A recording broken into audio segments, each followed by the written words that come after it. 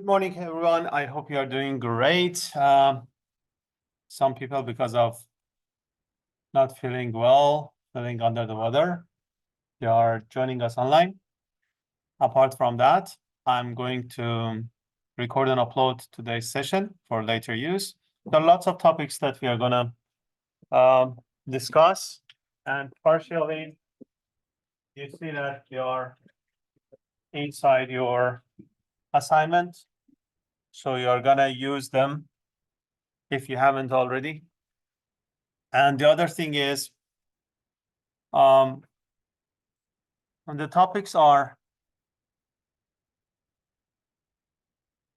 primarily the fundamental topics that we use them, because whenever you have something to share with the others, definitely you need to save them.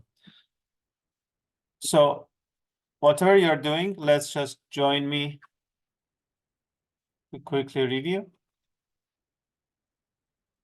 In the previous session, we talked that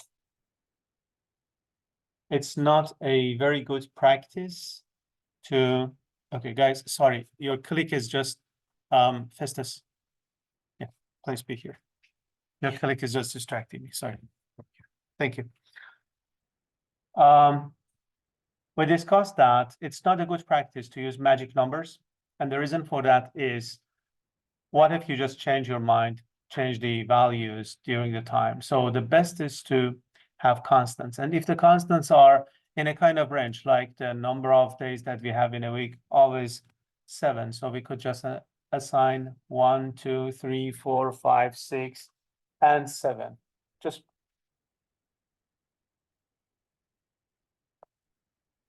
if you see here, we have these Enum numbers, and we say that Mercury is 1, Venus is 2, and so on and so forth. Or sometimes you are going to use meaningful things like the radius of the planets that we have in front of them. Is it possible to have duplicate or not? We are going to see in today's example. That was the very first thing that we started. Then this is the second thing that we discussed. We said, what if the weekdays we have 1, 2, 3, 4, 5, 6, 7? I said, if you just say Sunday equal to 1, you don't need to mention the rest of the numbers in front of the days, right? And simply, whenever you say weekdays dot Friday, what's gonna show you?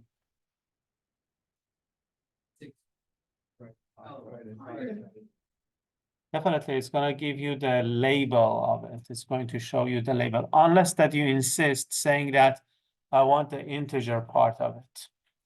Or in this part, I said, if you say get the name of where we have number 3, it's going to show you what? Put it aside, put the here. How about this one? If I say get the names, what is going to be the output, or what are the outputs of this one? It's going to be Sunday, Monday, Tuesday, all the way to the end, right? And the thing is, if you don't say anything, the default value that it's going to show you is going to be the string or the name part of it. What about the try parse? Guys, just remember, in programming in general, whenever you have the concept of try, it tries to check something. So try catch is one of them, right? So if you want to check something and see if it works or not. So it says that, hey, let's try and see if 1 is in the range. If it is, which is, then bring the equivalent name into this variable. So out it inside that variable. And that variable is not integer, is not string, is not, what is the texture? What is the type of that variable? That's enumerated value that you have designed, right? So why quickly go through them? Because I'm sure that it's just for refreshing the memory. And I'm sure that you know the concept. But how about this one? If I say 11 origin is not in the list, right? So what's going to happen? It returns 11. Lovely. That's what we expect, and that's what actually happens. And then you remember we started working with simple examples that I borrowed from W3 schools. and low, medium, high, right? And if you remember, we just said whatever you say, for instance, if you say level my var equal to level.medium, it's going to show you what? Medium, the default is the name. And what if you just convert it, typecast it to integer, it's gonna do the same thing, right? And what if you just, this is, what if you just change March into 6? Automatically, it's going to say the next one is going to be 7, the next one is going to be 8, and so on and so forth. Okay, so this is, if I'm not mistaken, what was the last things that I covered? Because in the file that you have, can you please open the previous file that I shared with you? Sorry? Mass of planets, radius of. You need, I think, volume. Volume.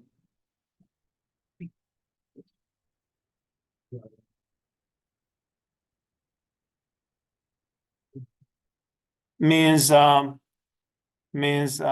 this one. Okay. The volume. So we just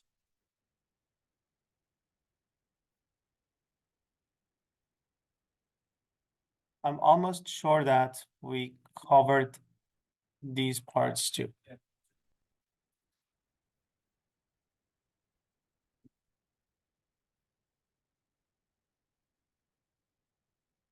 Okay, so what we need to do is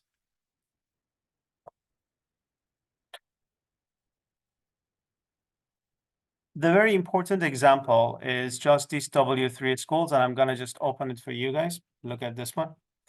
Here, I told you if you define enumerated labels like low, medium, and high, and if you just simply say, hey, show me that my var, it's going to give you the medium that you have. But the example that the book has started, the slides started on this one, and I want you all, please just type this again.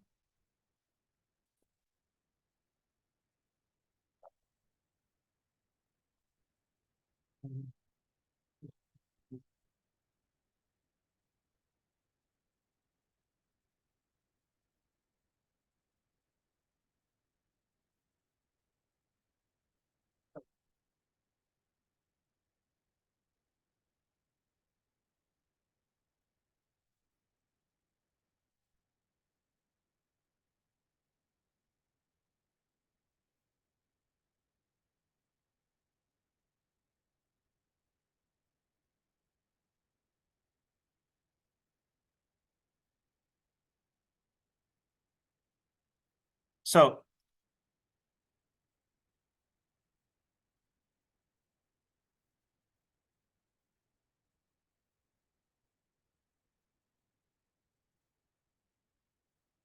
if you just say,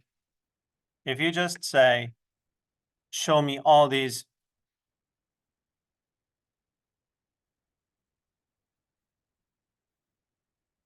that's not the best way of showing the content like in this form. The reason for that is the best for such a case is, let me just bring the whole program, sorry. Is the best is to just have one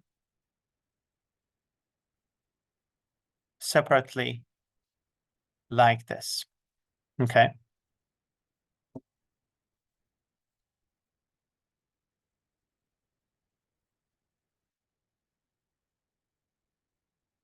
And now, if you just say, give me the Wednesday's number, equal number, guys, first, guess what is gonna be the number for it? Excellent. So just run that and see what's gonna happen.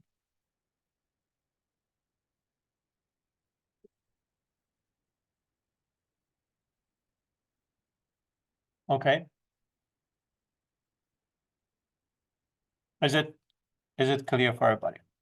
Awesome. If anybody left behind, you have the code. Please just, you have the code. Please just make sure that you can run it and everything works fine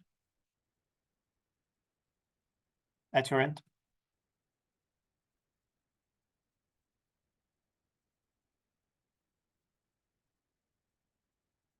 Thanks to Irene, I found where we left off.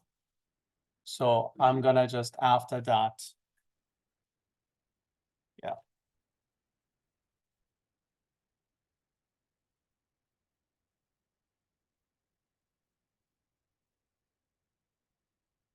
Okay, everybody. Please just type this code again.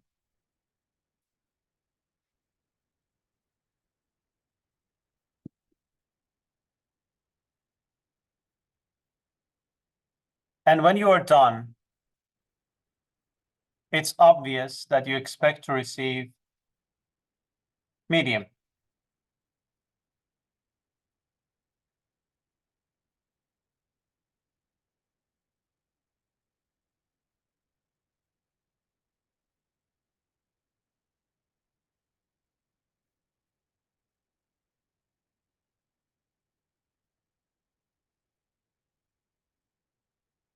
Right? What if I just say in this side, integer, is it going to accept it or gives us trouble? Gives us trouble. What should I do to solve the trouble? So I'm gonna just say typecast it to integer. Both sides are now parallel, right? Both sides are parallel. Right, I got that. Festus got the answer as well, thank you. Okay, so now if I just say it's going to give us index number 1. And if I just change it to something crazy like low is equal to 100, huh? And if I just run it, you know the answer. Yeah, 101. And the thing is, for the next one, I'm gonna just give you the enumerated part to ease the job. So everybody,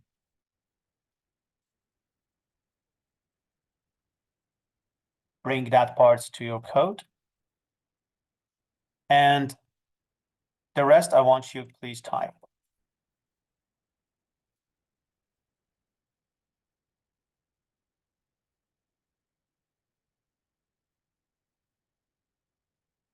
If I run the code and I say April, definitely you know what could be the answer, because it starts from 0, 1, 2, 3. But what if I change? First type it.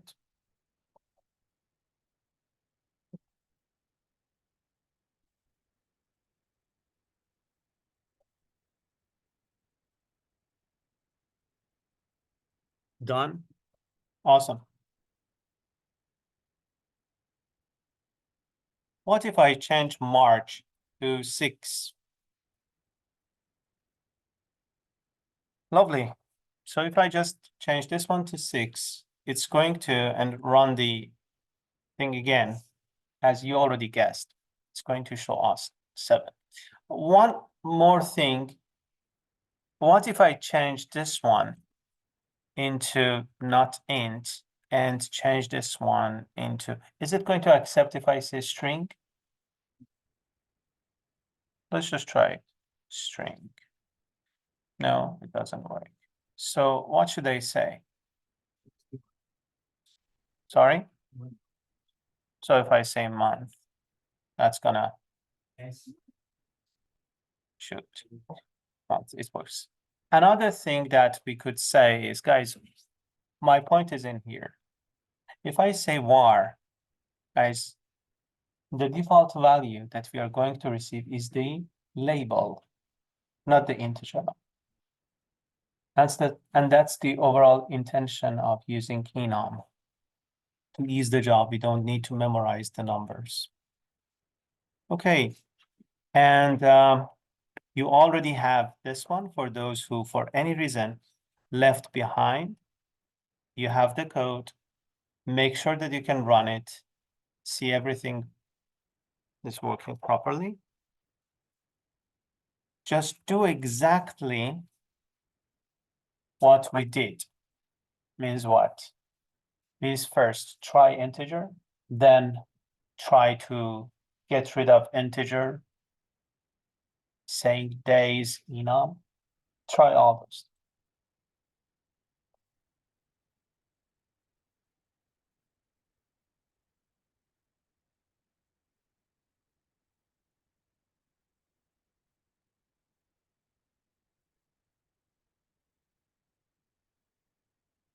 Works. Works. Bravo. And guys, I repeat it again. Why intentionally I do it several times to make sure that everybody knows what is the content of this one. So I said if we just say var and we say that show me the Wednesday, definitely it's gonna show me the text part of it, the label part of it. And the texture of this guy is enum day. So this side we should just say the same thing. So to have the parallel kind of thing, right? On both sides.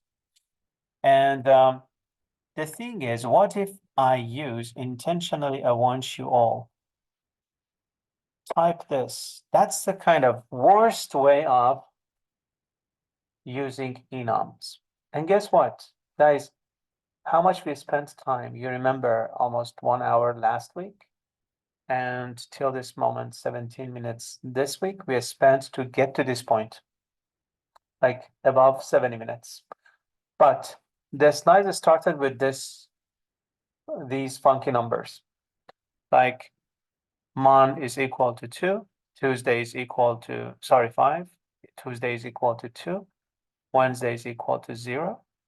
Let me ask you, what is Thursday? Lovely. What is Friday? 2 is already taken by, I don't know. I'm sorry. I didn't have time to check it, so please try this.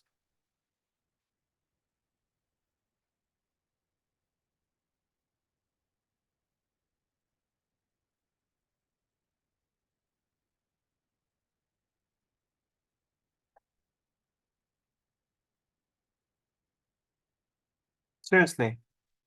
So try all of them.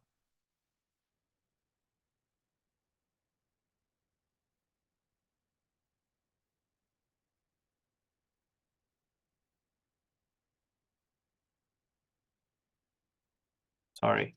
Now you can see almost everything.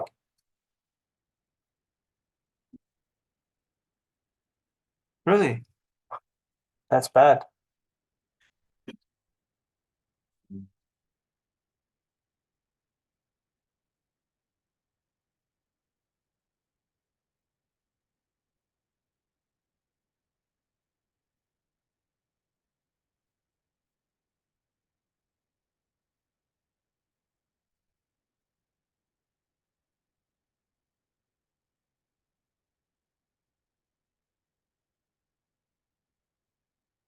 Whenever you could finish, please give me a signal. Done.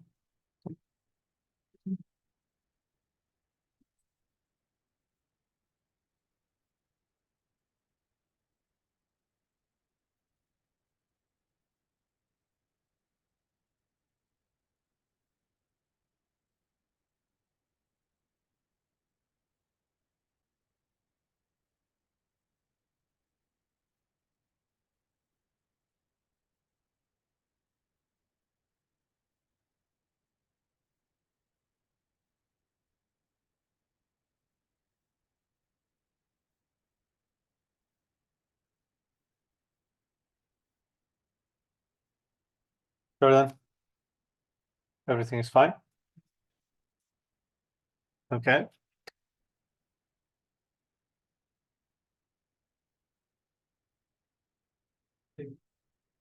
Done. Okay.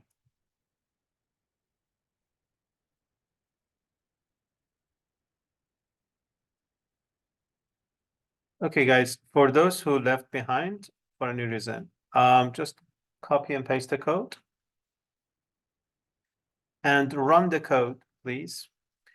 See, we have Monday, Tuesday, and everything. So I just wanted to see what are the numbers that we have. Okay. And look at the output. What I want you, please now explain.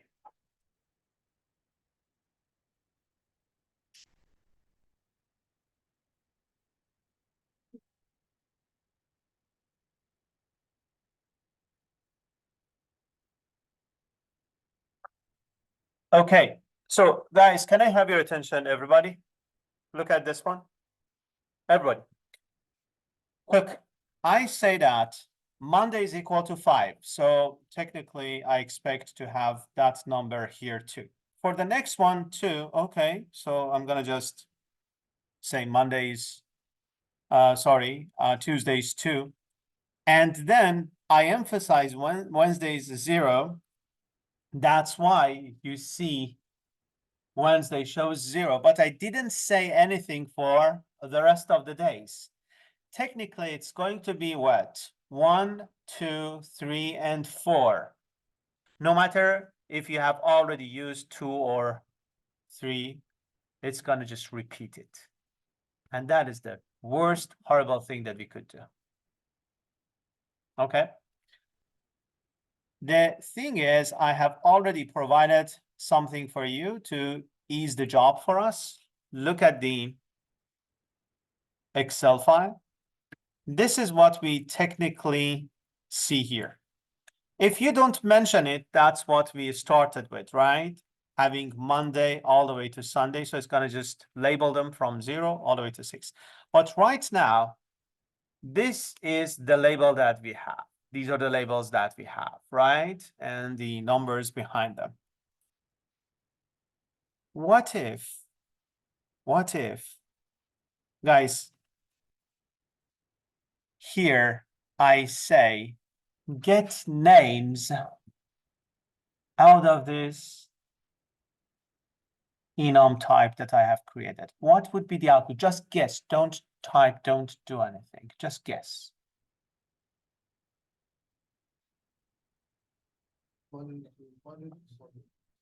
Is it going to be Monday to last day, Sunday, or is it going to be alphabetically sorted? Or is it going to be numerically sorted? Okay, just look at this one. And I want you, please remember everything that we are doing now.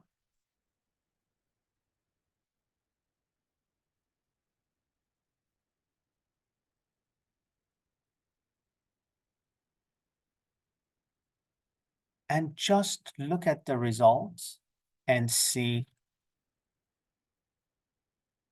this one.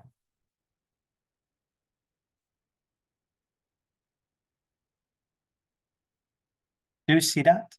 So if you say, guys, Wednesday is the first one, Thursday is the second one, Friday, Tuesday, and so on and so forth. Technically, didn't I tell you, guys, this is another fact that shows that what we actually have there are numbers and we put some labels on top of them. Does that make sense? So that is why when we say string day in enum get names from type of days enum, what's going to happen? It's going to sort the numbers and bring the equivalent labels of them.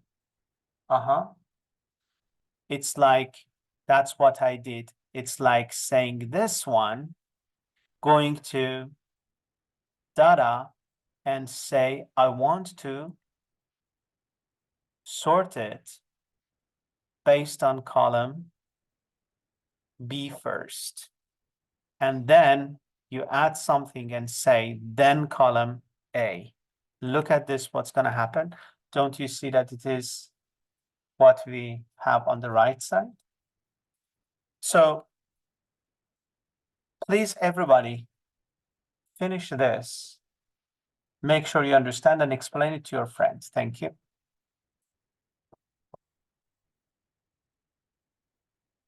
Now feel free to explain without feeling guilty.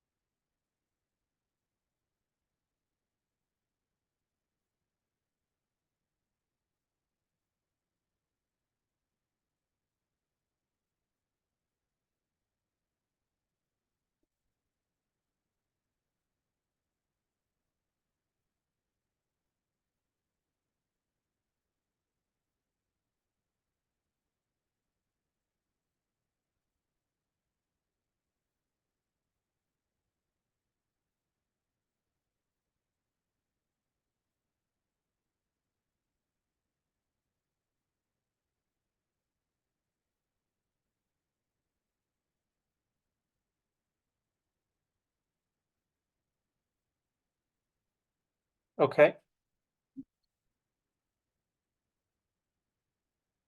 So everything is clear so far? Yeah?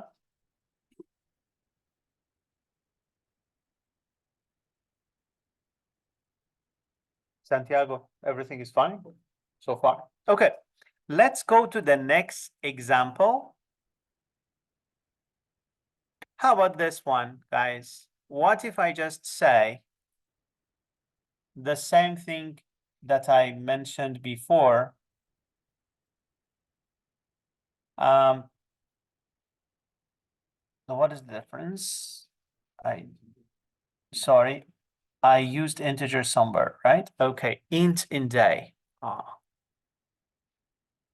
This is funny. You can guess what's gonna show up.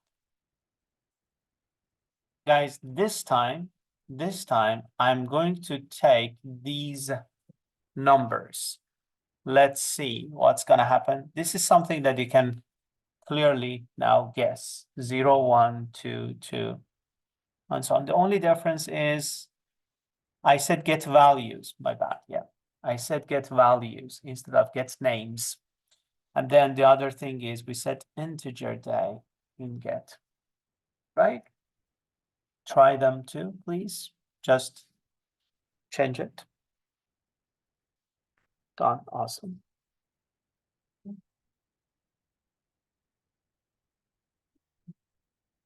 Okay.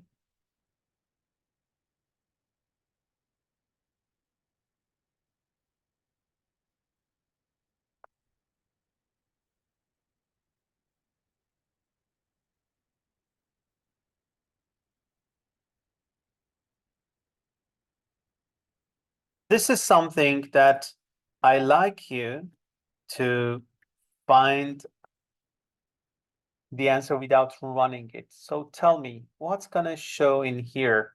First, I say for every integer day in the values that I get, which is going to be what? Which is going to be, guys, 0, 1, 2, 2, 3, all the way to 5, right? Awesome. And then I say, this is the point. Hey, I say get name from the type of day enum, and I say get what? What is day? Day is integer. So it's going to be 0, 1, 2, 2, 3, 4, 5. Is it correct so far? My guess is it's going to show me Wednesday, Tuesday, Friday, Thursday, Friday, Tuesday, Saturday, Sunday, Monday. Yes, it's natural, right? Normal, yes. Why do we have Friday for students? That's a good question. Actually, I'm going to show you in a few seconds that people who have Mac, they're gonna have different things. This is something that I just sorted using this first sort based on the numbers. If they have equal values, then the second would be this column. So F is higher than T. right? Okay. Look at this one, guys. Surprisingly enough, that what totally makes sense and logical, and we all said is not going to work. What? It's going to be 0 Wednesday, 1 Thursday, 2. Hey, where's the Friday? Uh-oh.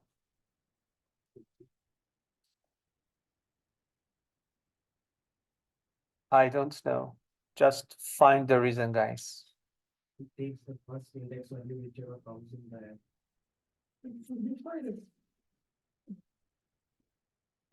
It's still man up, right?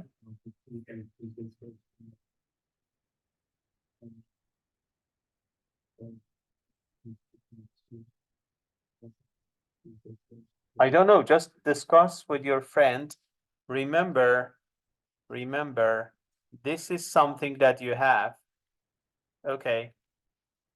Yes. Because Friday is supposed to be 2, but the program already has a 2, which is Tuesday. True.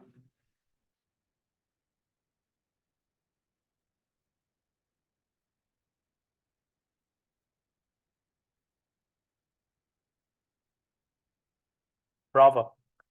Okay, guys, can I have your attention, please? Look at this one.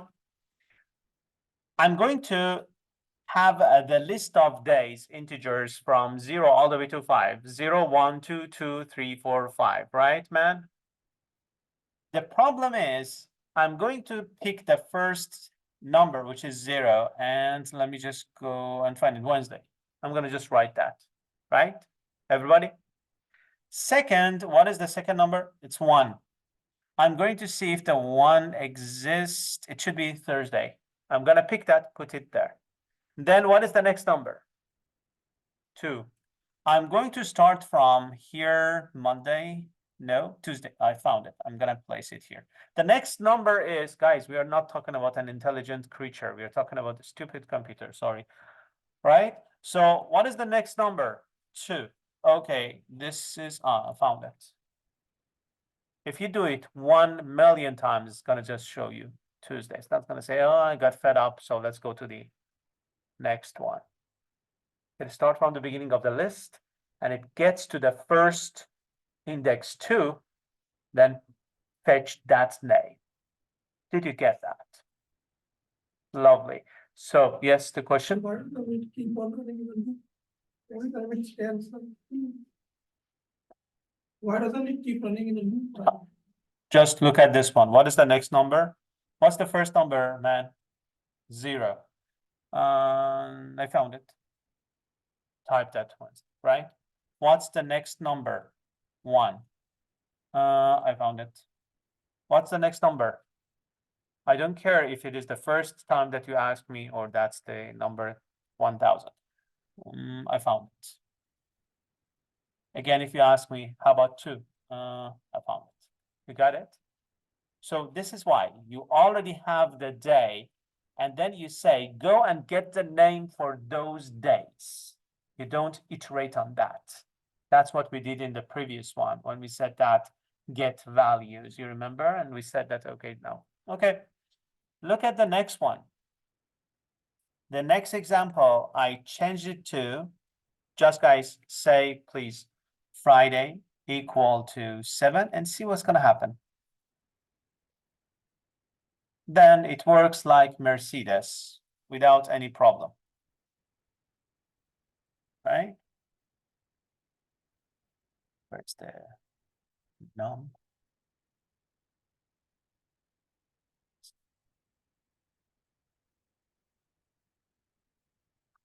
So this time it's not gonna give us any hard time. It's going to say 1, 2, 5, right? So because we don't have any repetitive thing, no problem. Look at the next one.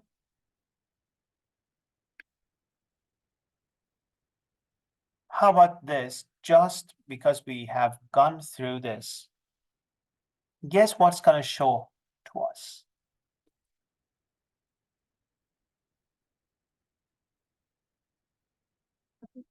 So the first one for Monday, what is going to be the output here? Definitely 5, no question. What is 3? 1, 2. We can guess, guys. I don't know. I'm gonna give the code to you, run it, and see if it works the way that you expect.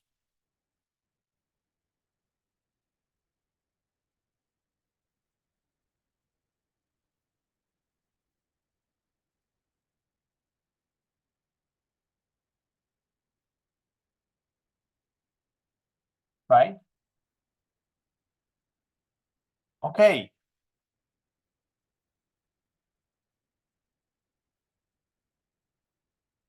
Tell me about this one. What if I just say, hey, Enum, parse, guys, go and find if we have a day, which is Tuesday, in the enumerated data, and fetch that value, place it in D, and show that in here. So what I'm gonna do, I'm gonna run the code. Guys, what is your guess? That's the funny thing. I'm gonna say, hey, go and see if you can find in Enum Tuesday. Place it inside there and show it to me. So it's going to be what? Tuesday. What if I just say int here, and if I say var, what's gonna happen? Yeah. Right? What if I say int, the same thing, right? So we practice all these examples, you already know it, and there's an intention. Guys, all these different types, we have already covered almost all of them. Instead of putting into a variable, I directly just wanted to show them. Please type them muscle memory.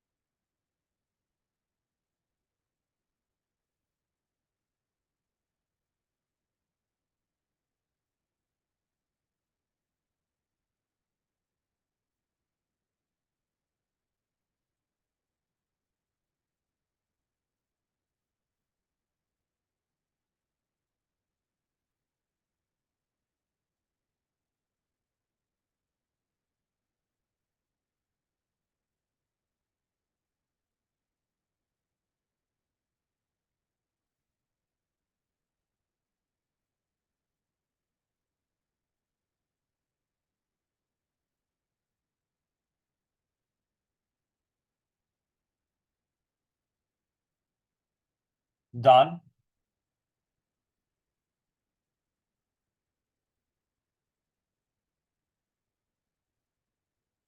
Lovely. Thank you. Merci.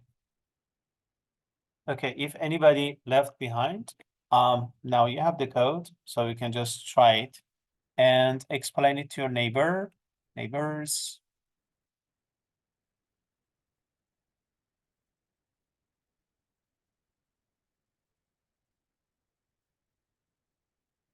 Festus, Andy, Cherry. Not a bad idea to just group together, talk.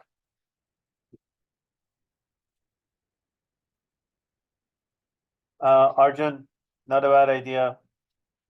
Try your right neighbor and found something interesting. Interestingly weird. I'm going to explain a few things, and if it is not among them, put it aside and send it to me. We are gonna just send it to my private chat too. Okay.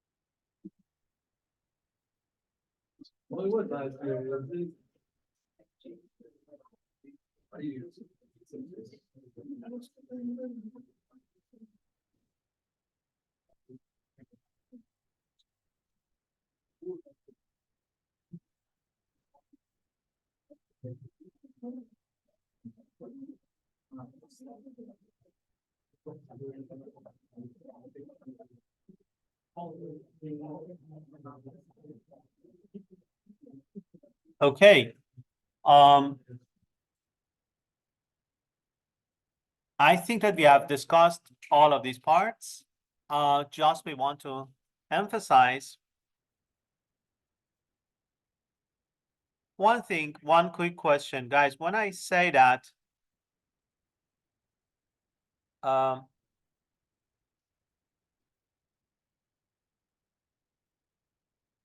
okay. So when I say that, go to the Enum class, guys. This is a super class of Enum. I say go and parse, check where I have days enum. That's the specific sample that I created based on that class, and see if you can find that the specific value inside it, right? One string, one name inside it. If you can find that, okay, just print that for me, which is this one. The other thing we just say, convert it to the actual index or value that we have there. That is fine. And the last one is super simple. You do exactly the same thing. Just you say, make sure that you're converting it into what? Into that specific enum type. Place it inside D, right? Look at the next example that we have. Here, guys, it says that replace var with a proper type. And that is what I think that now you can see and immediately say what I need to place for var. Sorry? Who said that? Daisy, no? 1, 2. Man, too late, sorry. Yeah.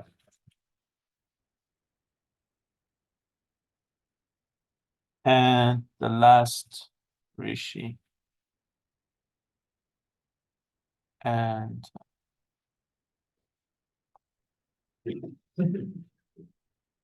okay, look at the next part. Here, that's the solution. How about this one? If you say parse type of this int 5, what's gonna happen? Monday. Oh, no, five. If you give us five, it will be five. Five. That's the things that you said you found interesting.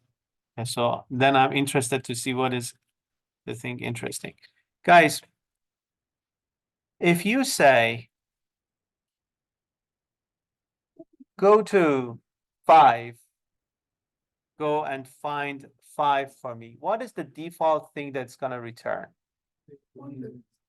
String name, whether you say it or not. So technically, guys, that's the little bit confusing part. If you hover the mouse, it tells you the object. It doesn't tell you that integer. So that is why most probably when it says that object means that we have created something from this part. So you're gonna just use it this way. No matter, and this one. No matter if you say the label part of it or the index part of it, it's going to by default return the string part of it, the name part of it. Does that make sense?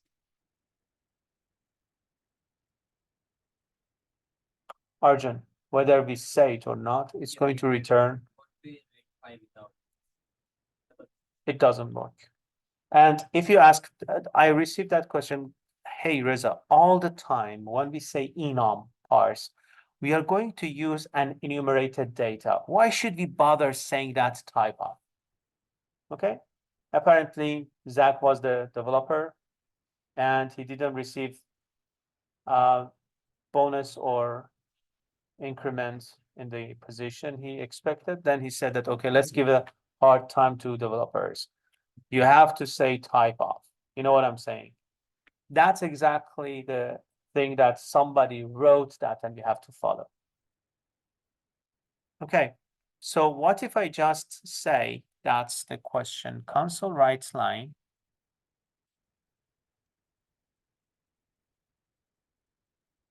And I want you to, guys, now we link the dots together. What's gonna happen here?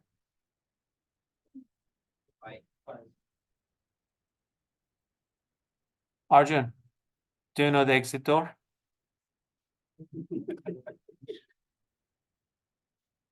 Guys, whenever you don't say, it's going to return the label, okay?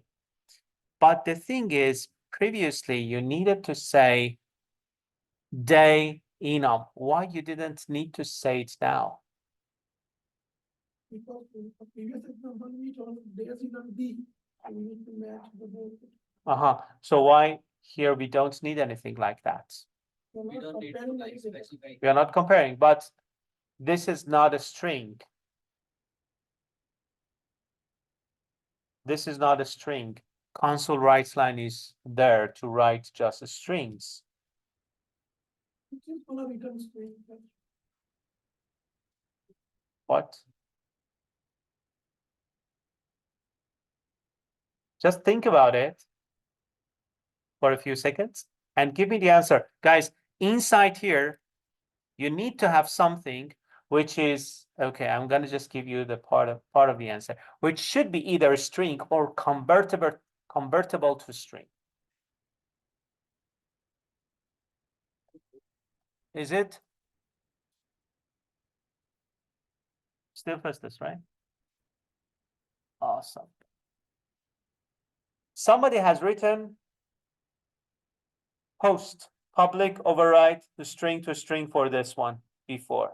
Someone has written that, hey, whenever you call enum, convert it that way and show it. That's it. Somebody has done it in the abstract class. Does that make sense? Yeah? Oilong? You have hesitation.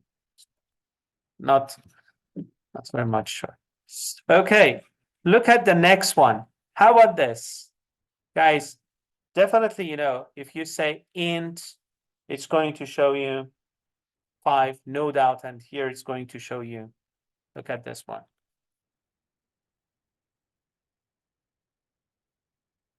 5. And is it possible, just tell me, is it possible that I say 5 plus 1 here?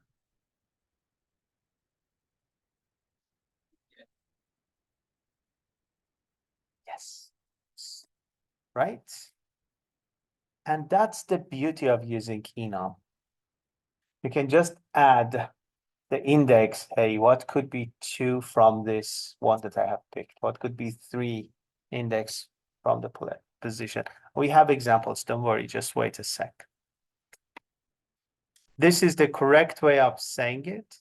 And everybody, look, if I say get a day like Wednesday from days enum dot Wednesday, what is Wednesday in the example here? Yeah, awesome. And then you're gonna just print 2 and 2 plus 1. Everybody, please, I'm gonna just share the code with you.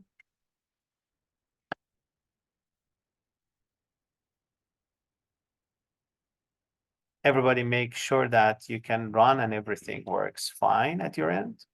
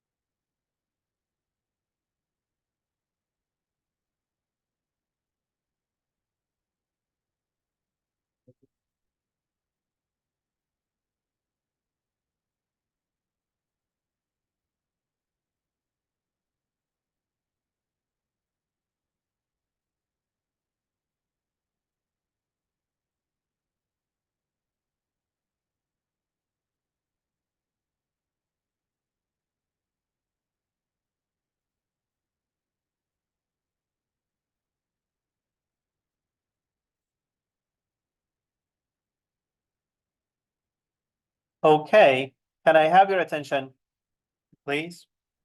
I don't know how, that's your challenge and bonus mark question. The question is, we want to use if-else conditions. So imagine that the days would be like that, Sunday 1, Monday 2, all the way to Saturday 7, right?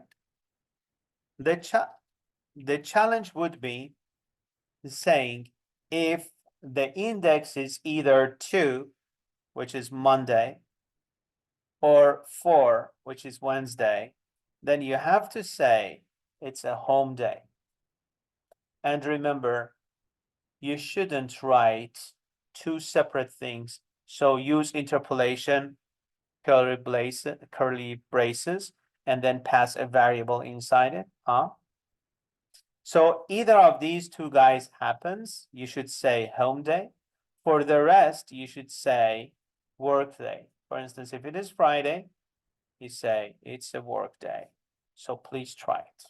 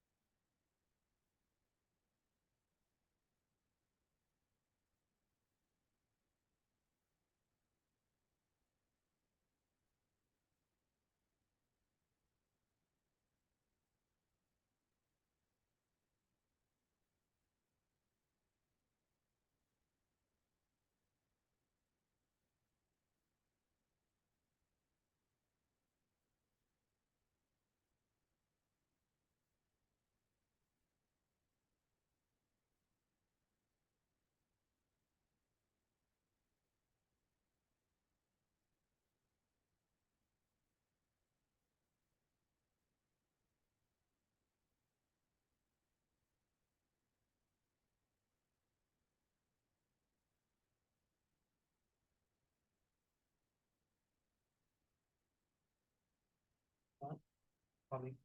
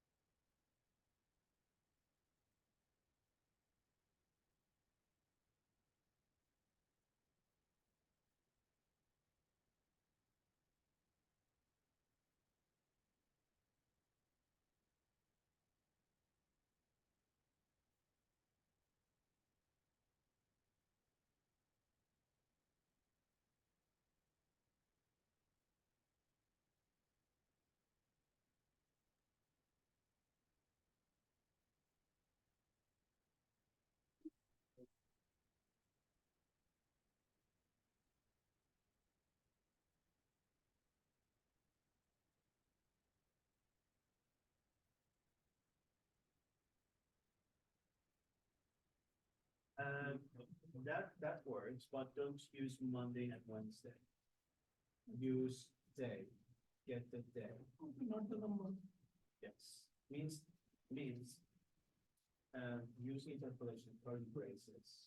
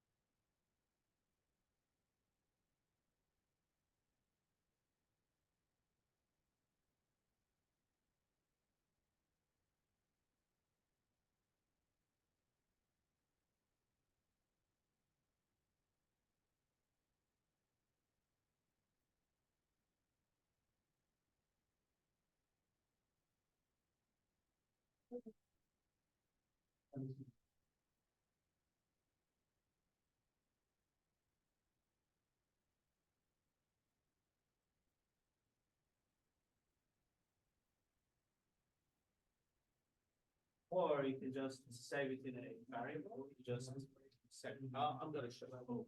But it's pretty close.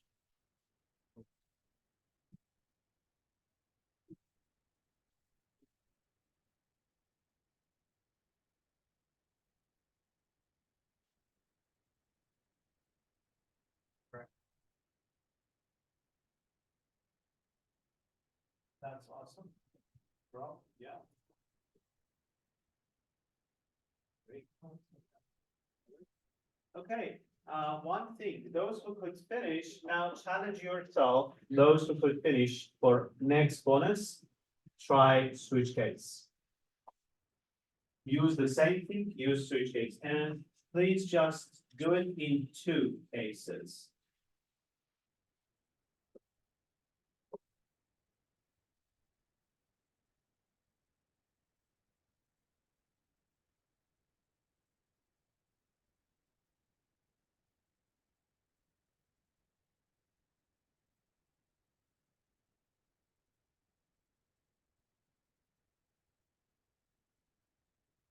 We should say if. So that one, else without any change. Right, just to say else, if we got that from.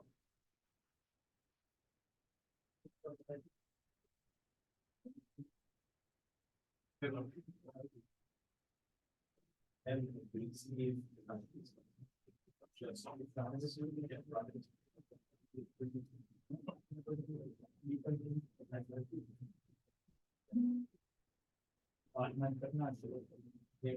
and you have to say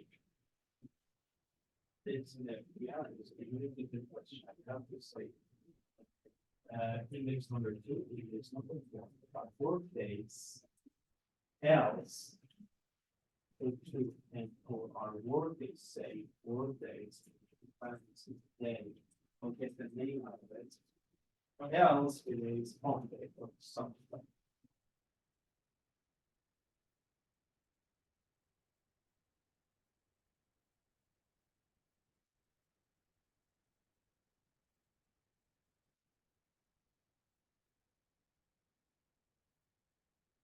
Okay.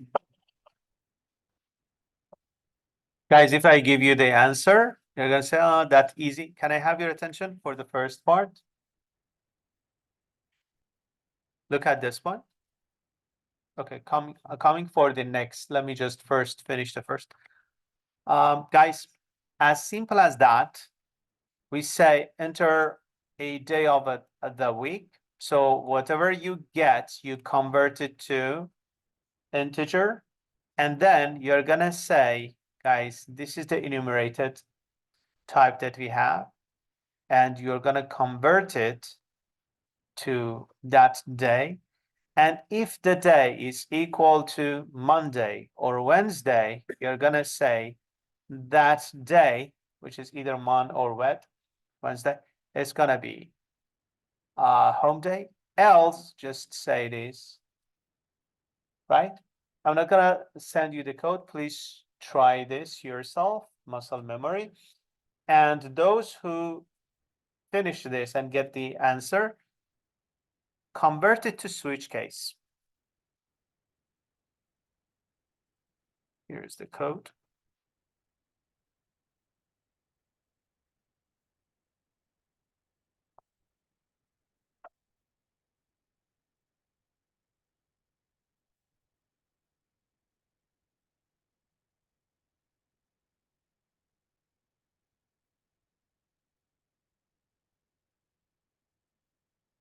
Oh, I'm sorry. Enter the day of the day.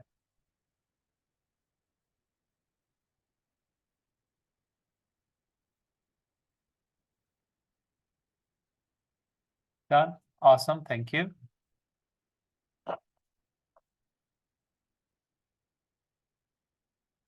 You finished switch part? Yeah. Oh, nice.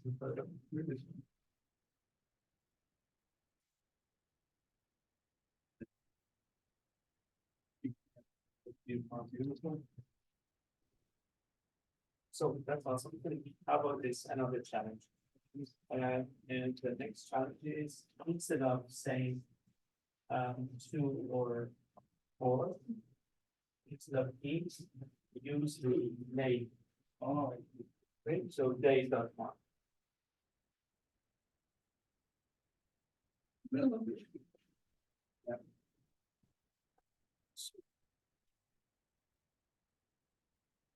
Okay. Then I don't know why you insist using words like month. Oh, use. Look at this one. Whatever the day is, use $sign inside, so automatically.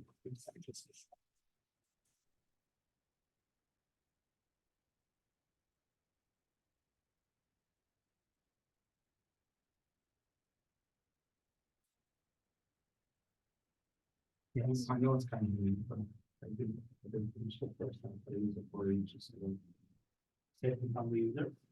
Yeah, so I have to be here and push the for each.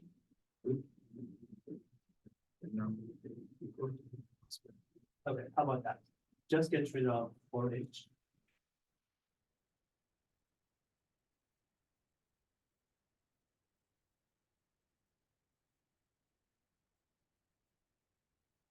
The whole line.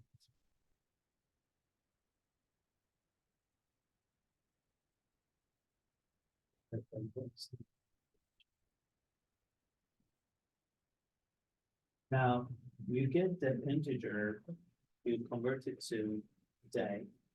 In the next one, say day is equal to. Yes, day equal to.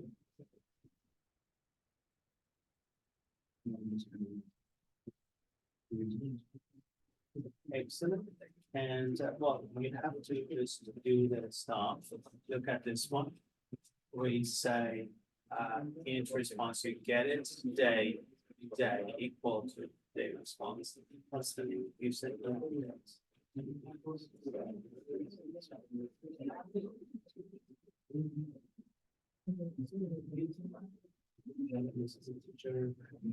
And then because it is day, it's not gonna be 3 it's gonna be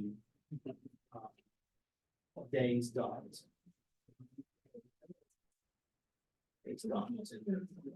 And we have to say if day is equal to days dot, like this simple to say.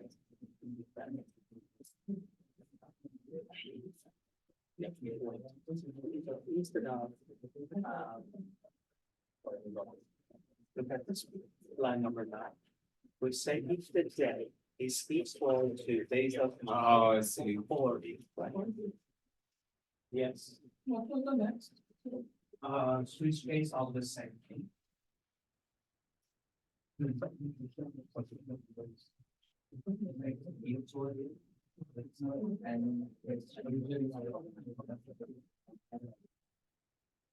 Okay, I'm gonna show you the breakdown. Try. I prefer to have curly braces in days that use function. The days I think that in the curly braces.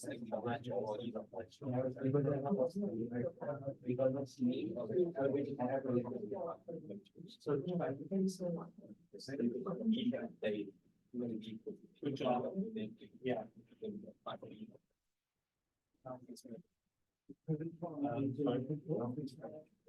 It is right. We are gonna explain, guys, the whole idea is. Case 1, what's what only one? Case 1 or what? What are the days? What are the days? Is it gonna be 0? That it's going to be 0. Or you have to say 4, 0, 1, 2, 4, 2.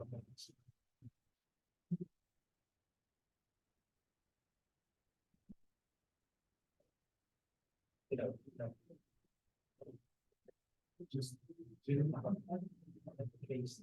Oh, the name. Sure, yeah, they use that. Yes.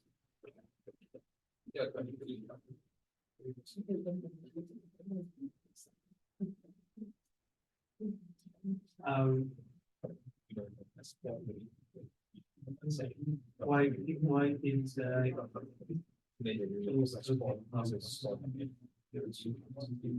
so where's the response? We didn't mention that. Yes. Correct. Yeah.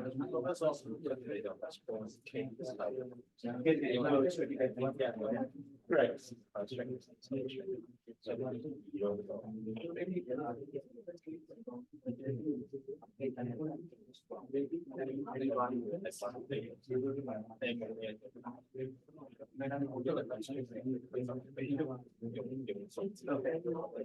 Why choose to close out. The thing is, you don't need to add these two, delete these 2 lines. Those 2, yes, delete. No, just those 2, just line number. Yes, because in those 2 cases, it's gonna show you this, else it's gonna show you this. Right? Yeah, that's because it's extra, right?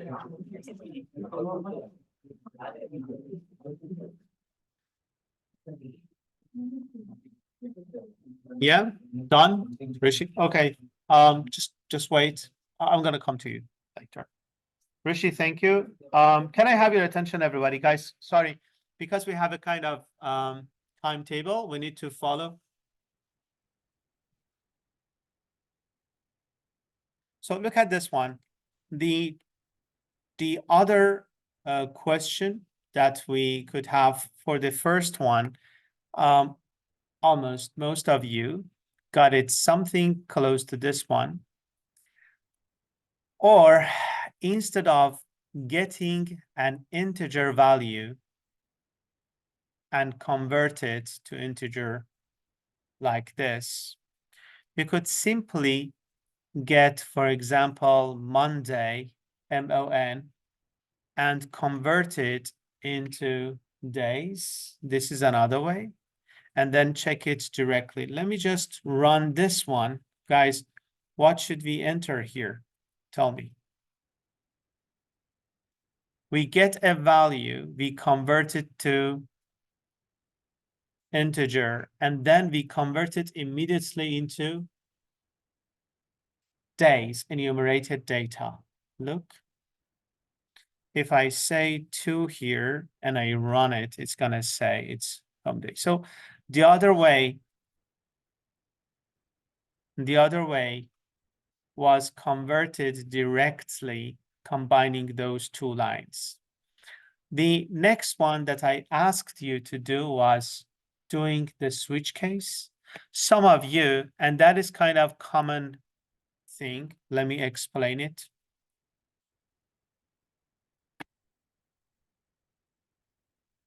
Some of you had these two lines. Can I have everybody pay attention, please?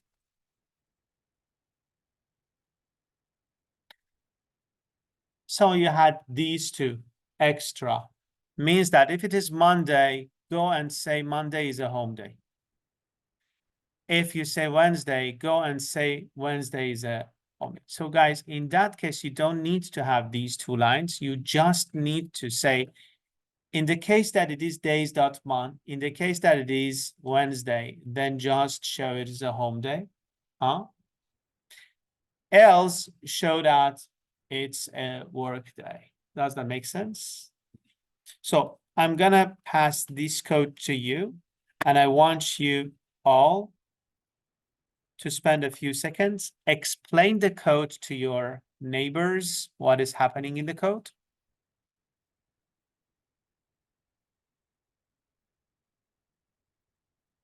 So if you want to come to me, this is the time. Baba.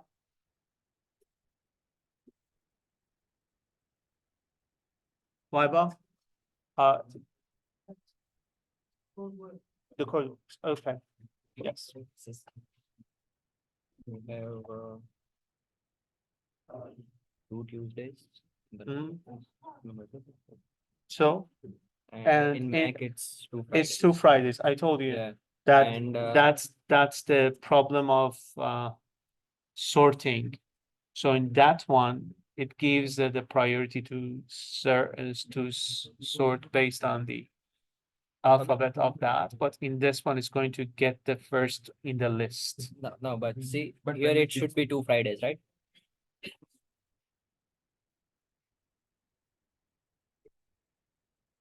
Okay.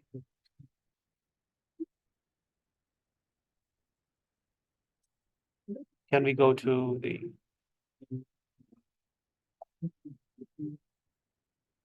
And it's Friday in this. Yeah.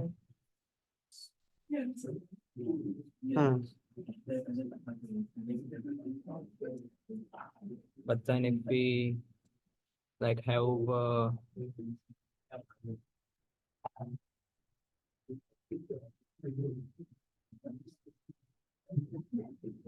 this in Mac, it would show, it should show Sunday, right? According to you. Yes. And in Mac, it shows Tuesday. I'm gonna explain something, but there's no very much logic behind it. I can understand it. Let me think about it, Okay. but good thing. I realized it yesterday that Mac sort reversely, and I thought it's gonna be just based on alphabetic, this one based on the list here. No, it is alphabetic here, but it's not alphabetic. Yeah. Hmm, So good. Send it to me, please. Thank you. and then the other one too. Yes, please. I try to find a logic for it. Okay, thank you very much. Okay, so how about the next thing?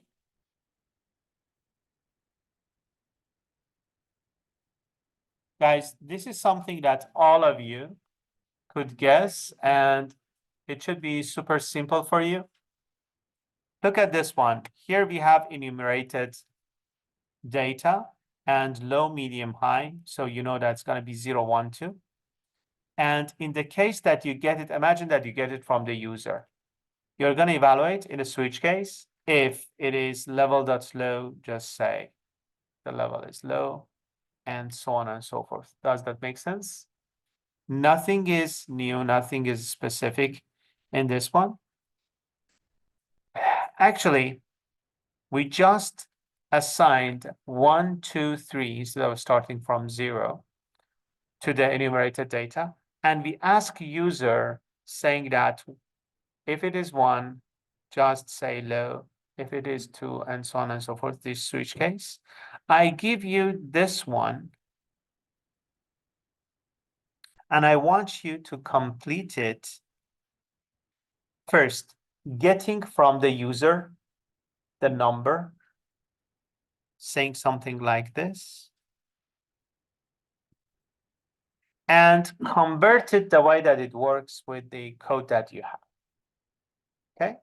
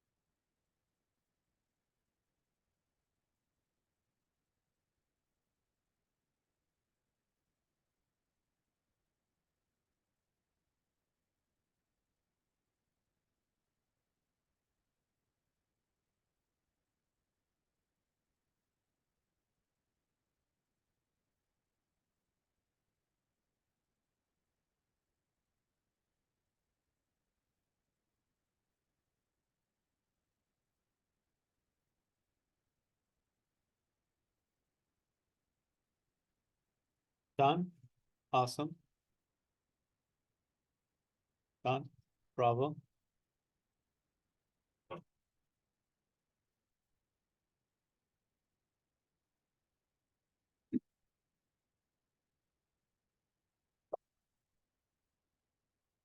Done. Okay.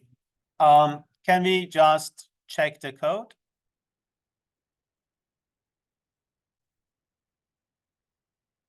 It says that enter the difficulty level, 1 for low, and so on and so forth.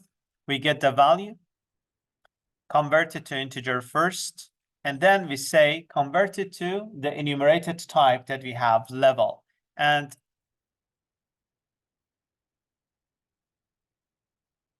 save it inside the level, inside my var, and then we check it, and it's going to show you accordingly, right? Look at the next part. Guys, it says that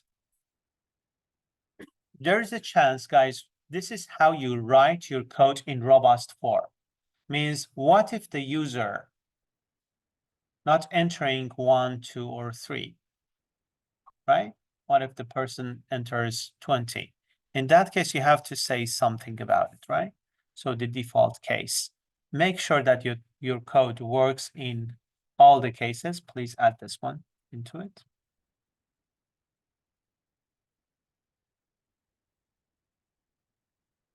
Bravo.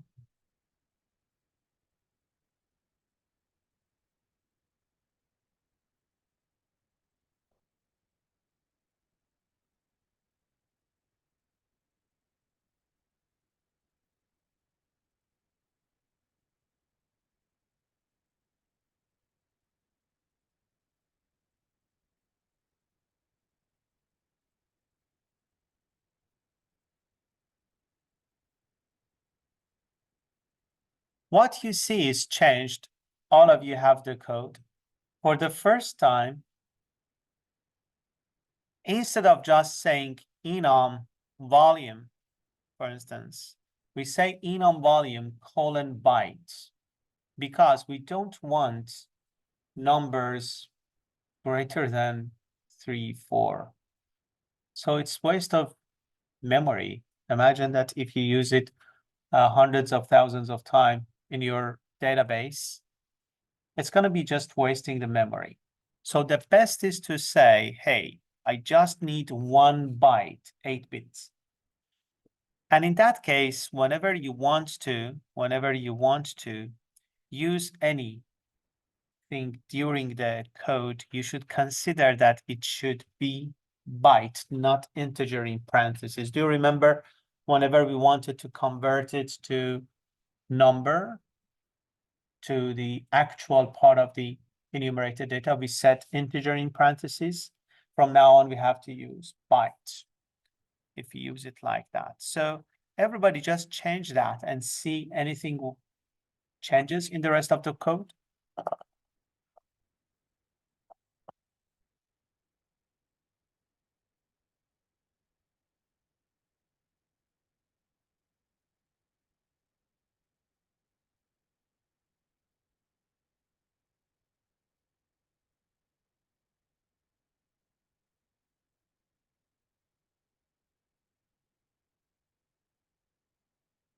And now it's the time that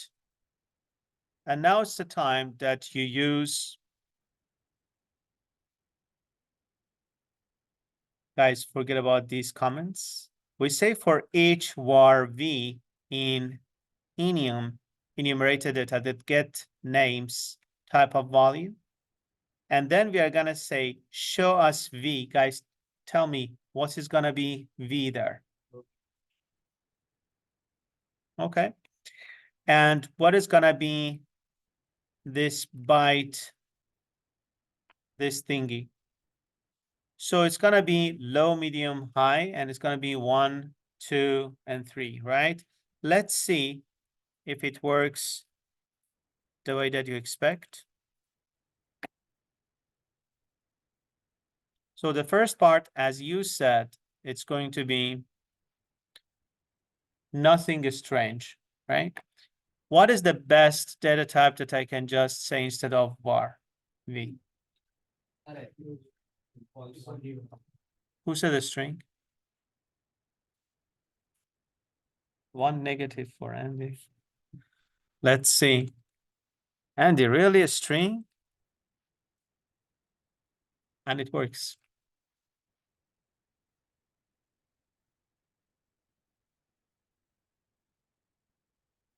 Everyone that you fetch from there and you pick it, it's a string. It says that, hey, let's just have this guy, the name part of it is a string. For every name inside that numerical indexed values, right? Look at the next part. What if I just don't have that thingy over there? What's gonna happen? So that's funny. Low, low, medium, medium, and so on and so forth, right? Guys, what I want you to do is I give you guys, we are gonna have tons of examples in here, so don't worry. But I want you play around with it.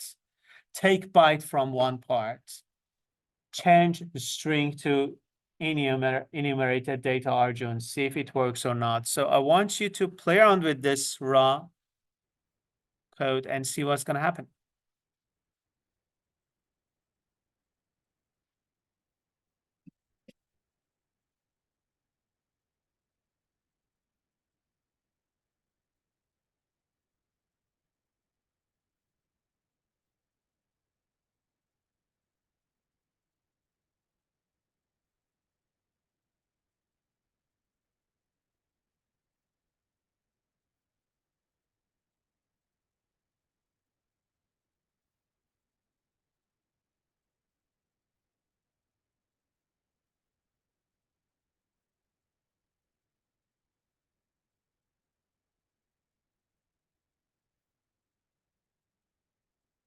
Thank you, Barak.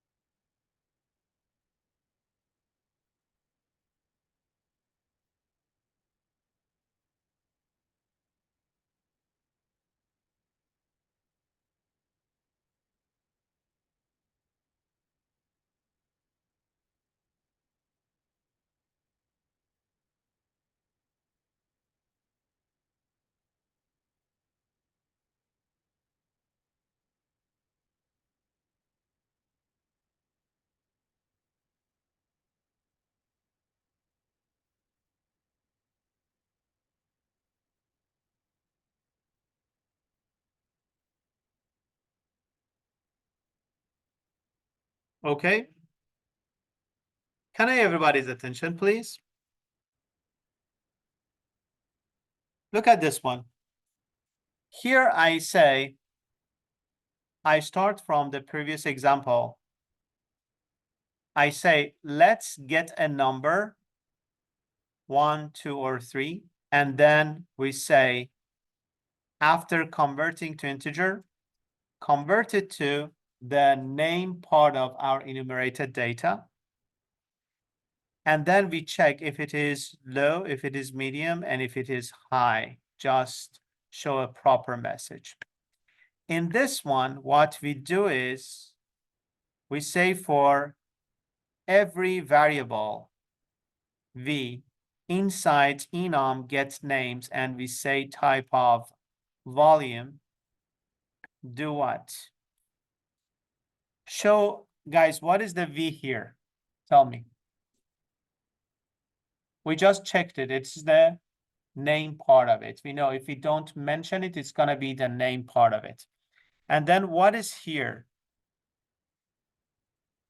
It's the byte part of it. So it's going to be low 1, medium 2, and so on and so forth. In the next example, I don't want you to do anything. Just tell me, how about this one? Exactly, instead of var, we just saw, and Andy said that you can just simply say string. And guys, when you get puzzled, the good thing about this code is, look at this. If I have that, computer is going to, and hover the mouse here, computer is going to say, what is the object if you hover the mouse? String. So if you have hesitation, guys, we don't have tons of options. High probably it's going to be either volume or string. And if you can't find either of them working, just try byte. That's the last thing. So you have 3 options. Don't try to wait and think what is the best possible thing, right? The next thing is, yes. If we write integer instead of byte, it console byte. It's going to give error, yes. No. Right. It's going, Try this, doing this guy here, right after the volume. Right. If- Translate it to integer as well and so- It worked. So for me, got error, I remembered. So you got error as well. So just try it. I'm gonna check because guys, whenever that is a kind of rule of thumb, whenever you have a limited plate, right? And you ask for a huge number, they are not compatible. It's like a string and integer. They are not compatible, right? Isn't one equal to? It gives you error now, right? I see. When I have the typecasts, when I have integer as a typecast and No, if you have integer as a typecast on top, but if you don't, if you have byte, it's not possible. It's not gonna work. Okay. So how about this one? Let's go to the next. And tell me what is happening here.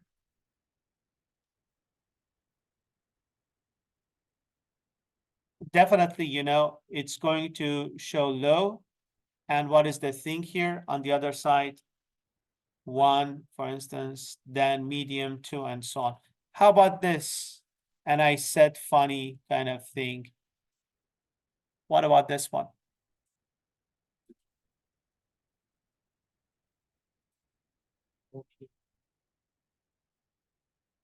What is V? What's gonna show in the V part? Look, I said get values. I didn't say get names. So what's gonna be? Okay. That's what you say. Look at the results. And that was the reason that I said funny things there.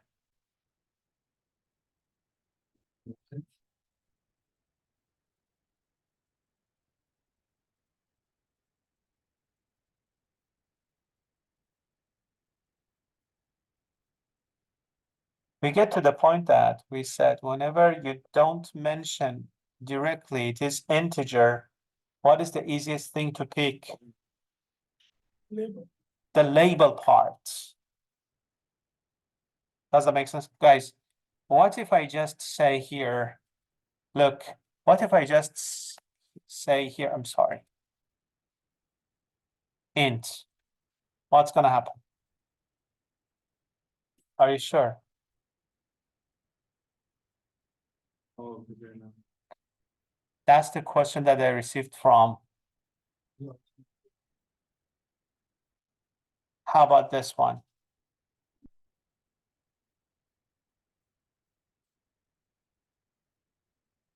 Exactly, that is the reason that I want you. And guys, do you think that it was easy to find all those mistakes, all those special cases? Look, now, do you know what is the difference between scientists and economists? Economists are there to say why we are in this situation, not appropriate situation. And I'm sure the camera is off. And the scientists are gonna predict what is gonna happen in future. You can't find any economists that say that what's the price of the oil barrel tomorrow. If they know, they're not gonna tell, and they're gonna just buy stock. They get money because they don't know what's gonna happen tomorrow. We could just say that what happened yesterday or now and the reasons. Why I'm saying that, guys, now, like economist, you have the code. Just say why it works like that. But let me just give you some hints. Can I have everybody's attention? Look, what we did here, we said it is byte. It is not integer. So that is why if you want to work with any data type, definitely it cannot be integer. Error. That's the first thing. The other thing is, what did I say here, guys? I said get the value. When you say get the values, means you are dealing with indices like, I mean, 1, 2, 3, those kind of numbers. If you want to take those numerical values, make sure that you emphasize and you say that bytes integer according to the type that you have in here. And if you don't mention it, it's going to be what? Integer by default, right? So that is why I'm not gonna mention it here. Guess what? Here, I can just say int. And it's going to work like Mercedes, right? Okay. The other thing is, if you don't mention that, means that, hey, dear computer, just take your own data type that you want. What is the default value that this guy, this enumerated, wants to show you? It's going to be the label part of it if you don't emphasize, and it's going to show you the label part of it. Or, guys, should I say, look at this part, don't baffle, don't confuse yourself. I'm going to imagine that I don't know it is a string. How many options do I have here? I'm going to say volume, see if it works. Sorry, then what is the other option that I have? String. As simple as that. And it works like this time, sorry, get values. Why? I should just say get names. You sure? Me too. And it works like not Mercedes. What is wrong in here? Because this time we said, hey, go and get name from the V that we have over there. Simply, you can just use this guy again here. That's what you wanted. V. That's it. Right? What if I want to have both integers, the labels, and the string? What is the solution? I need to use, instead of get names there, right? I need to get values and fetch the integer. Whenever you want, use V for the integer part and get names for the value, gets name for the value part. It's exactly what I showed here. In that case, get values, it's gonna fetch the integer number. You can get the integer number here, and you can get the string part here too. Does that make sense? And nothing is unknown for you in this example. Without running the code, I want you to trace it and explain it to me, the brave person with all those exceptions that we saw. Explains what would be the output of this one. Yes. First, start from there. So since we basically put byte there to override the default value. We are going to have enumerated data that is byte, and it contains 1, 2, 3. Okay, yes. Uh-huh. Being that we're bringing them to get values. The first thing that we have to take care of is if it is get names or get values, right? When we have get values, we are taking which part, guys? Integer part of it, which is byte part of it in this specific case. But if you don't emphasize that, hey, I want the integer part of it, and you leave it to the computer, which part is going to show up? String part. So that is why it's going to show to string. My question, do I need to say to string yes or no? Why? Because somebody has already written that, hey, post public overwrite string to string. You don't need to do that, right? So this code is one example of how to write the code not efficiently. Look at this one. If I run that, there we go. Because I didn't mention byte here, it's going to pick the string part, right? And that's the result. But what if I just say byte here, guys? Now everybody knows what could be the result. Tell me. It's going to show you 1, 2, 3, and that part which I said a few seconds ago that, hey, go and get the name for those values. Remember, I say, go to the enumerated data, get the names for those values, and it's going to show you the string part of it. Is it clear for everybody now? And then this part is it mandatory to say to string? Hey, come on. If you pass a byte, if you pass integer, somebody has done the job for us and toString is overwritten. You don't need to have that part. Technically, it works like excellent, lovely. Is that your favorite car? Mine as well. It's not my favorite too. So, but German cars are good in general. Yeah. So guys, is there anything new in here? Compared to the previous one, this one, because we said byte, it's going to show you those numbers. How about these are the two last things. We are like 3 minutes behind the schedule. So tell me, how about this one, byte v and get values? Is there anything new in here? So how about this one?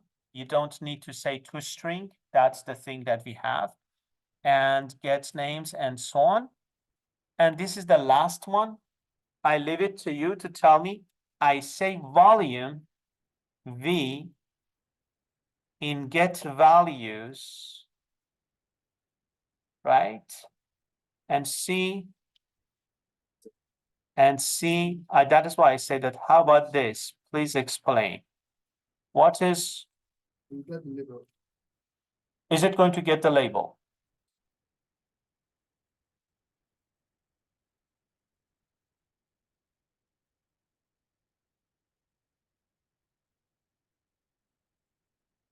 The last code, this is the thing that I'm gonna send it to you. Explain it to your friend, and the brave person is going to explain it to me as well.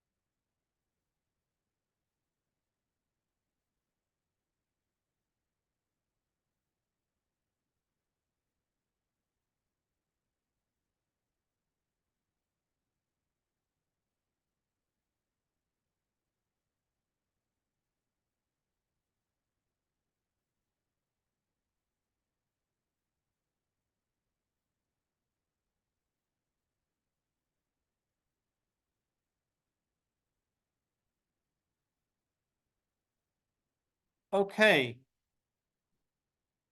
Guys, why mine works? Guys, yours should be what? Should be volume v, right? Why mine works? And that is the secret of the difference between two codes that I showed you. Sorry? I changed it to string, but yours should be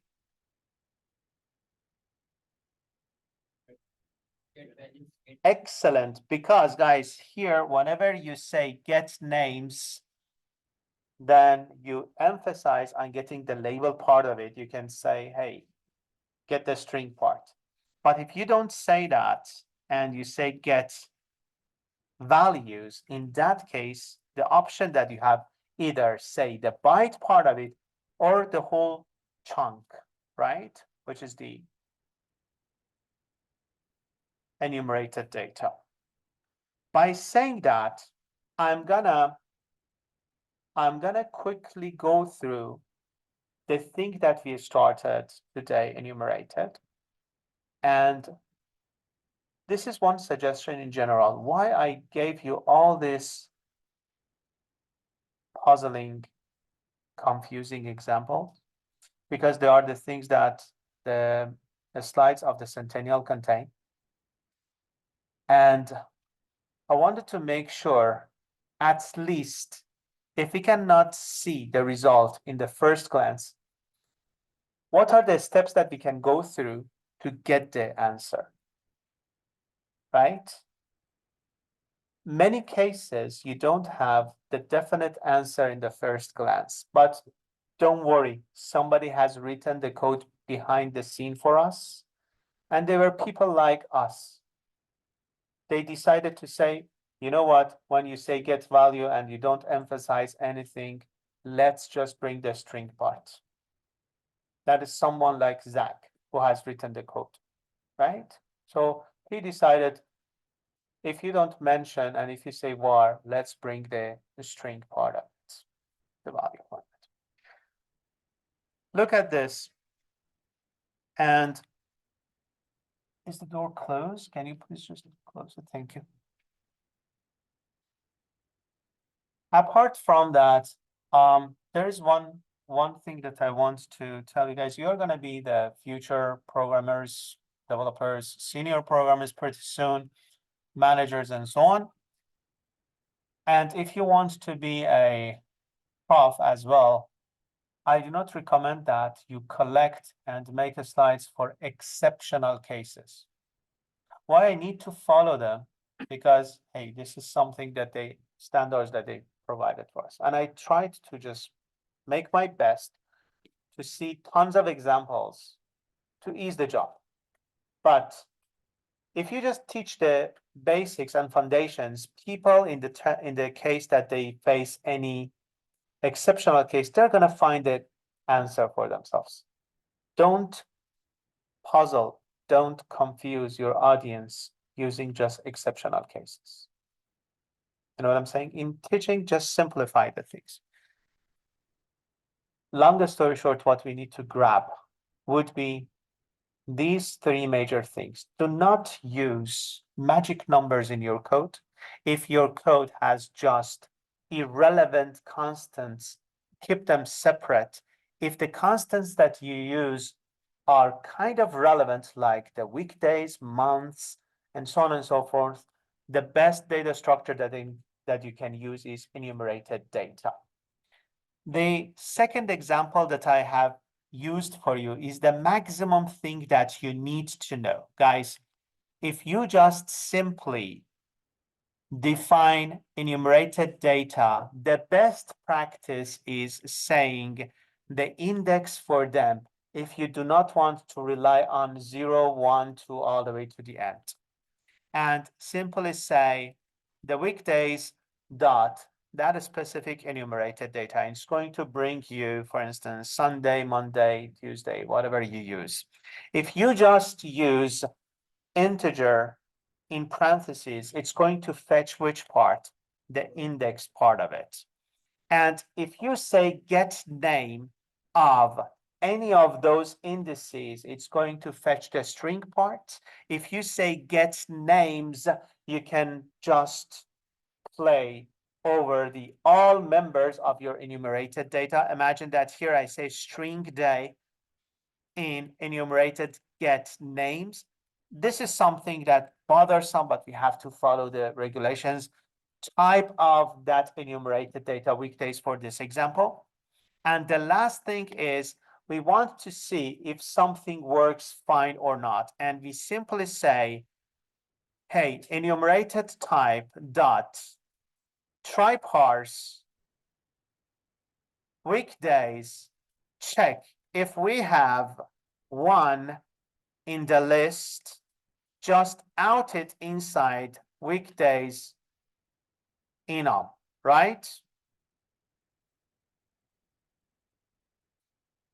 You need to define WD enum from weekdays, and then simply it checks if we have one in the list, then get the string part, get the name part, and show it to me. If we don't have that, like 11, what's gonna happen? It's gonna display just the number that you have passed, which is 11. The rest and exceptions, just playing around with indices, the things that you see in the book, in the slide, are not common cases, right? This is the maximum thing that we need to, and in your entire life as developers, you're gonna see everything before slide 1 that I provided, slide 5 that I provided. Okay, by saying that, guys, sorry, because we are a little bit behind the schedule, let's have 5 minutes break and come back at 10:26. Thank you.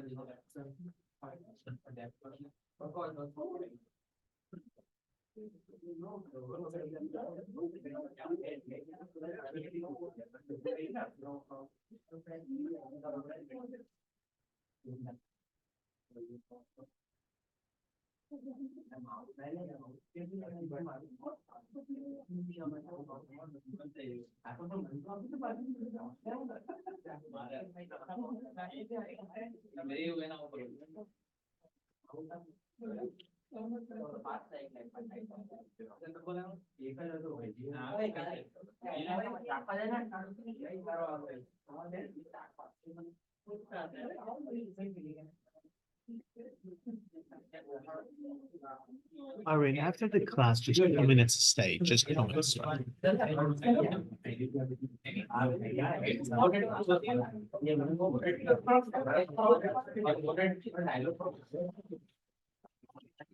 Okay, can I have your attention, please?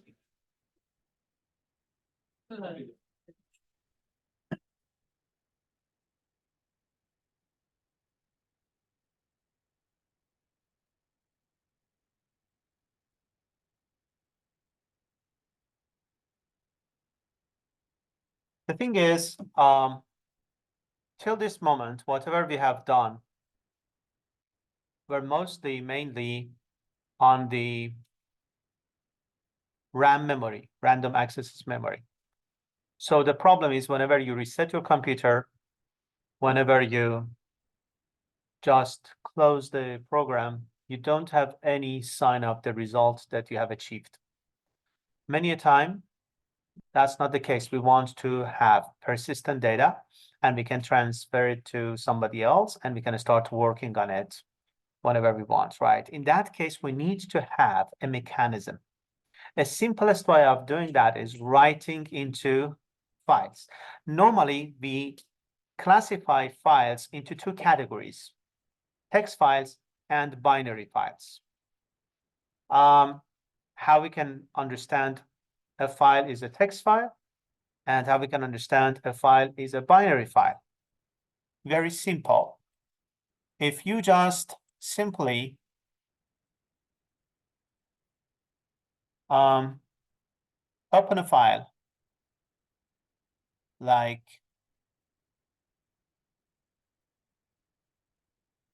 this, saying open notepad, and it gives you something that you can understand, like comp31, that's computer 31.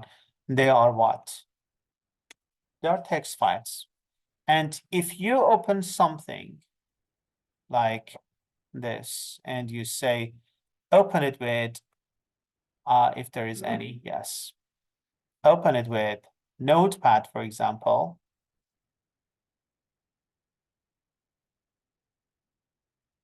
And you find it like the Genie's language, then you can understand that this is not a text file, it is binary file. So this poor guy, I have opened something that is, yeah, has never seen such a lengthy file. So God has created Control-Alt-Delete for such cases to say, task manager, please close this one. I'm sorry, I didn't mean to.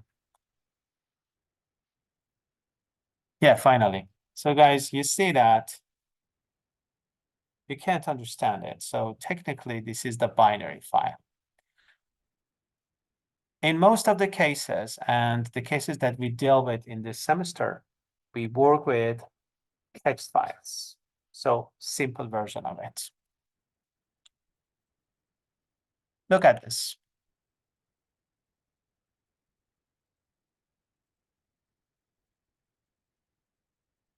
What is FileIO? Whenever you want to write something, guys, whenever you want to write something, I intentionally used all these metaphors. You need to pick a pen, right? So that's the instrument that you are going to use whenever you want to write something on a piece of paper. Here, we are gonna pick our tool, and then the paper here would be the file. But whenever you want to read something, you're gonna pick what? Exactly, glasses, and you're gonna pick your file. Does that make sense? I don't use glasses, I borrow it just to show. Yeah. So why write to or read from files? We just talked about it. Writing text sequentially to file, reading text sequentially from file. And it says that we will not be covering FileIO thoroughly. And that's the intention of just showing you the major and main way of dealing with files. Guys, you might say, what if, Reza, I want to open an Excel file? What if I want to open CSV, comma separated value file? What if I want to use something similar to pickle in Python in C#? Do we have such a thing? Yeah, we have. But for the scope of this course, if you just know one way, you can discover the whole other ways.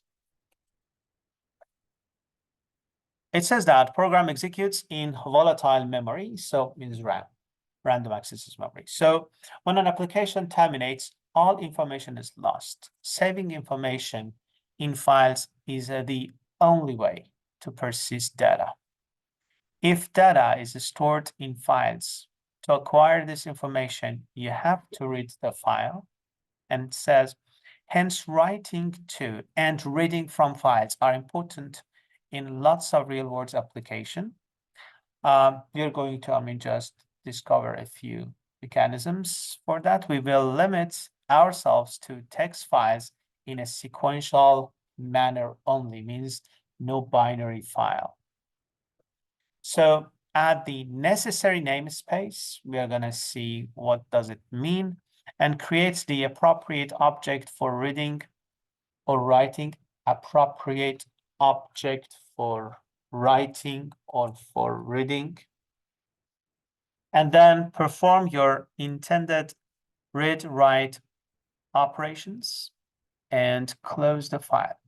The thing is, in computer, when you open a file, there is a chance that somebody else wants to do something with that file. Either it is reading or just appending something at the end or whatever.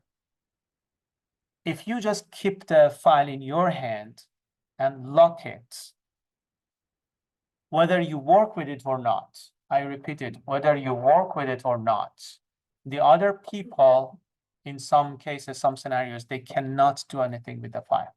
Imagine that you have opened the file, you just wanted to add your name at the end of it. You finished, you saved, but you didn't close it. The problem is the lock is in your hand and nobody else can open it. The other problem is you did your job, you finished, you didn't save and close. The other person opens it in read mode. They can just see the previous version of the file, not the updated one. Long story short, you are mandated to close the file and nobody takes that responsibility. You yourself. There are some type of writing the code that whenever you start it, it has closing in the body of it. So you don't need to. We are going to see all of them today. So if you please either go to the course contents, I have provided these files. You see from 11 personal info, codes, and so on and so forth. The other way, which is the easiest for those who have Telegram group, scroll a little bit up. Do you see that 11 personal info, personal 2, personal 3, and codes? Just download all of them. That's the first thing. And whenever you are done with downloading, give me a signal. Done.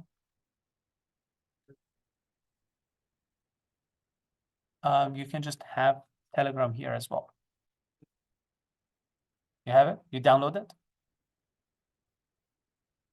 Because we are going to work with it. Yeah, right now. Guys, please download them because we are going to work with them. Done?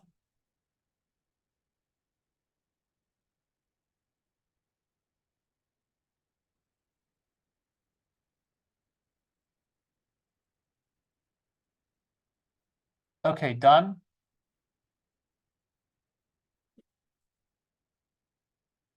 Look at this one.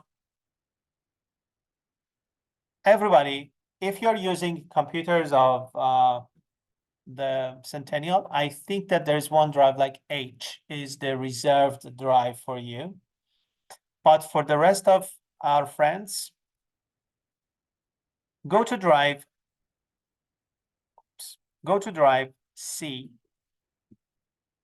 go to drive C, and create a folder name C# test.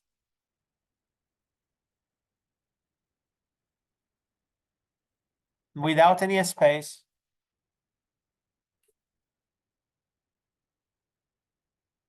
I just copied that one inside the. Okay.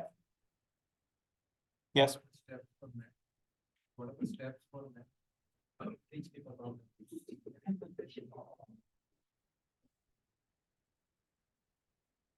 Go to KGG, first step. No, first cell.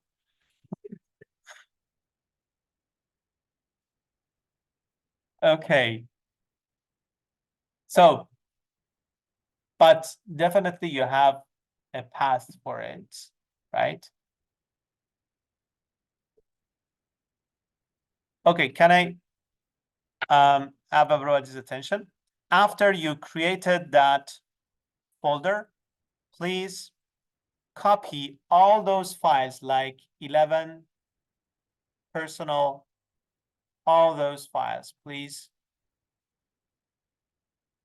copy them inside that folder. Done. So in the rest of the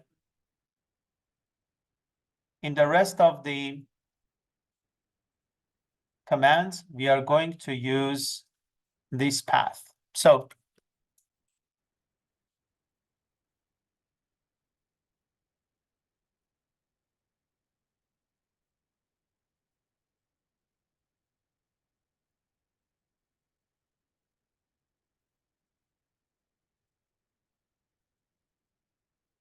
I have already provided for you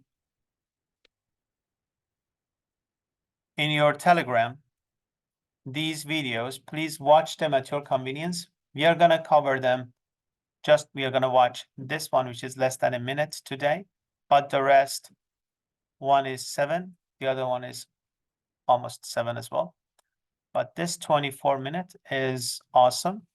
So watch them at your convenience, please.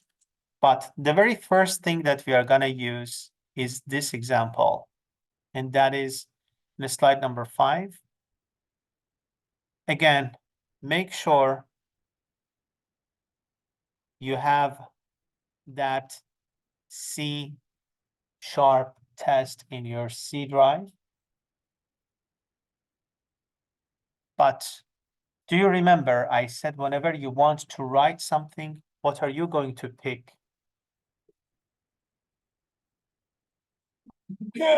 Exactly. So then the thing is, we are going to create one object from text writer, and then we say new stream writer, and that is the file name. And what is the file name, guys? In C# test, let's have a file, and guys, that's not a sacred name. It could be anything like abcd.txt. There is something that I am wondering why we use @ here. I have no answer for it at the moment. Just let's have it. And then inside that, first, guys, what is the default console? Sorry? What is the default console? Monitor. So when you say console.writeLine means what? Means write it on the monitor. The writing is started, right? Whenever you say, hey, console.writeLine writing is done, it is going to show on the screen, right? But these lines are actually the lines that we write something inside the file. Does that make sense, everybody? And then let's just try it once. It's going to show something open. Writing is started, this line, writing is done. Really? Let's go there. Ah, Reza, you didn't delete that part. Maybe it was from the before. Okay, so let's just say instead of that, ABC. And let's just use Vestas.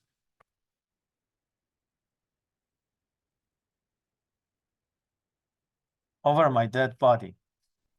Zach. Okay, so, oh, sorry.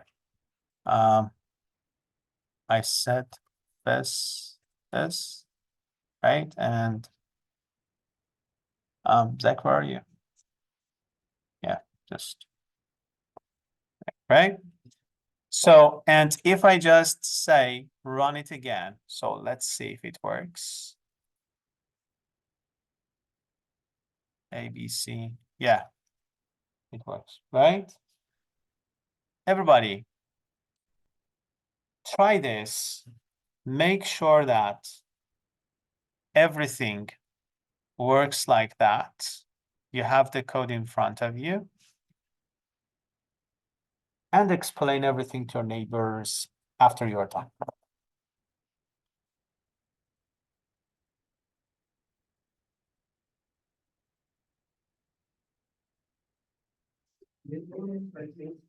No, you don't speak to just, you're going to use them later.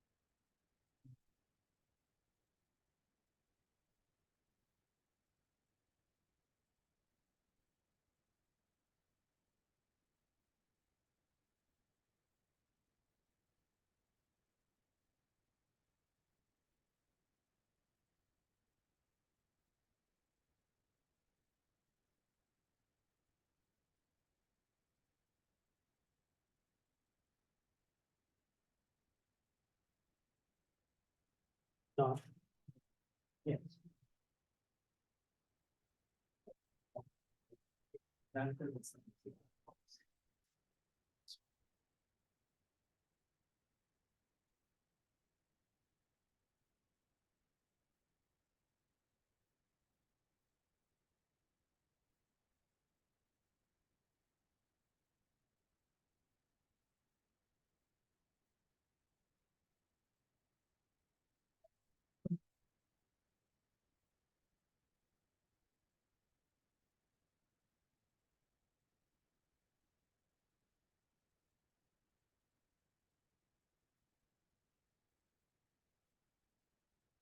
Done.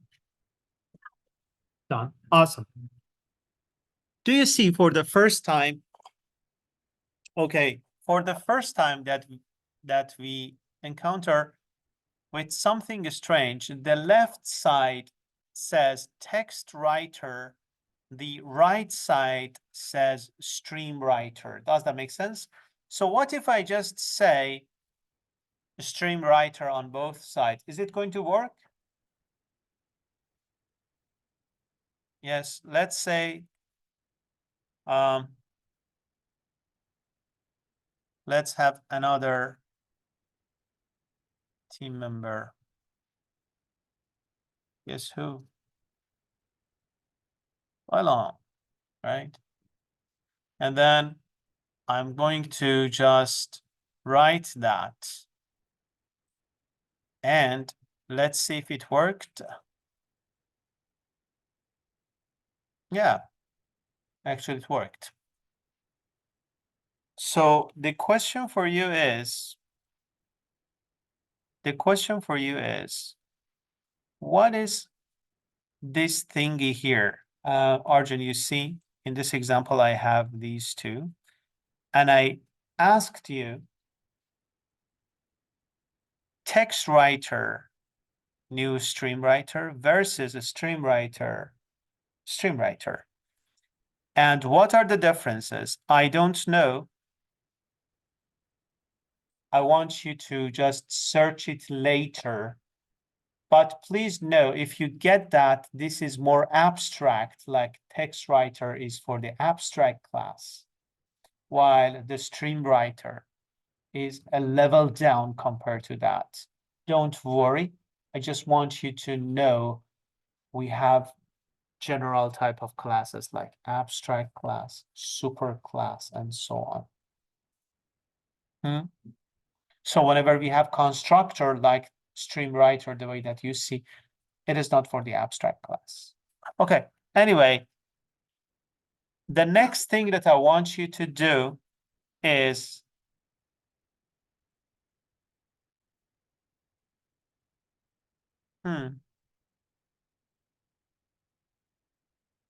what is this one? What is new about this? Guys, I worked with this, and unfortunately, it worked a few seconds ago, but now it doesn't work. Can anybody help me? Why? Yes.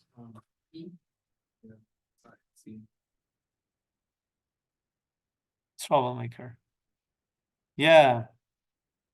The problem is that's the most common problem. If you see that it doesn't work, there could be just error in having the path, right? For instance, if I say test one here, and if I fix that, I say C, what's gonna happen? Again, because we don't have test one, it's not gonna work, right? We just have C# test, and in that case, this guy is going to work, right? Yes.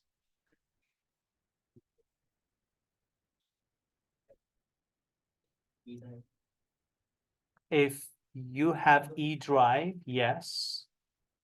But I don't have E drive, I just have C, that is why, okay? Yeah, and the other thing is I asked you guys why we have that @ sign. Anybody can explain? Why we have @ sign here? Sorry? Indicate the source, what does it mean? Mentioning the, for example, when you need to see someone in a WhatsApp.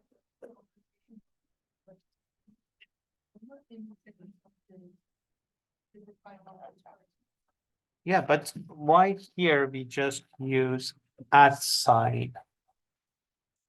That is for WhatsApp and so on, it's just because there's an ID behind it. But why in here? Okay, let's just get rid of that @ sign and see what is gonna happen. And clearly it's gonna show you error. Why? Because backslash has a specific meaning. Guys, backslash has a specific meaning in C#, Java, and so on. What is the role of backslash n? New line. What is the role of backslash t? Tab, right? So if you want to say, if you just want to say, hey, I just mean backslash, you should either say backslash, which is going to work. Or you have to say, you know what, Reza, forget about the role of backslash in C#. I just want to treat it as a backslash to show the path. In that case, you use @ sign. So @ sign means I just consider backslash as backslash, not something special in C#. Does that make sense? Write that note anywhere that works for you.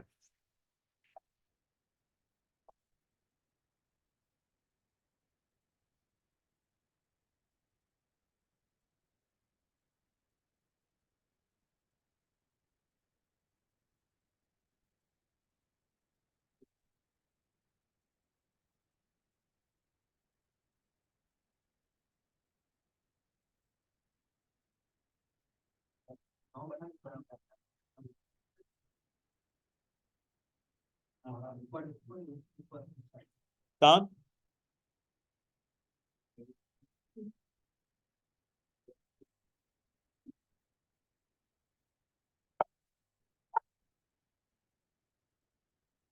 Okay.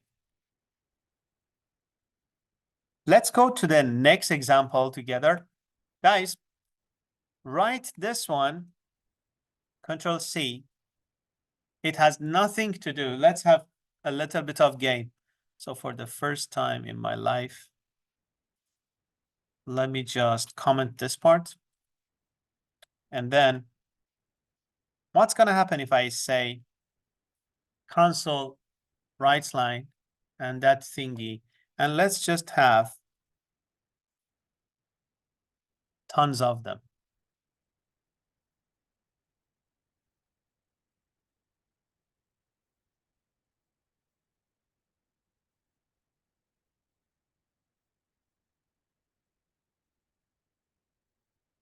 Just copy and paste.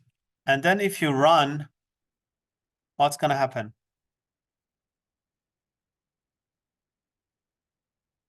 You see that?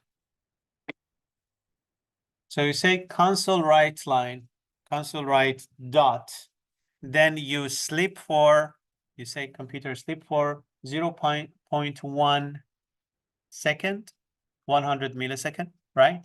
And then print another one, and so on and so forth. Does that make sense? Huh.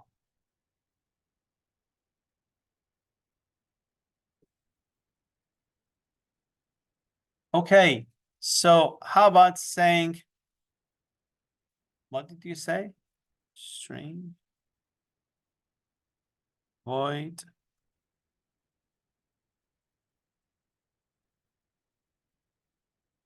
as man said, it is just delay, right? That's what you said.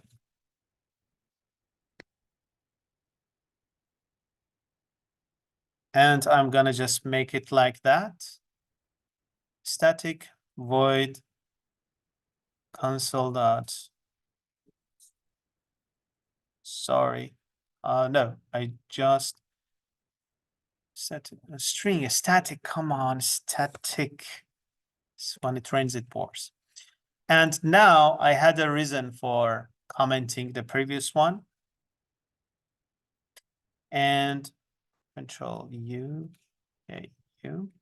And instead of just saying starts writing, writing is started and writing closed before saying writing is done, I'm just gonna call this guy.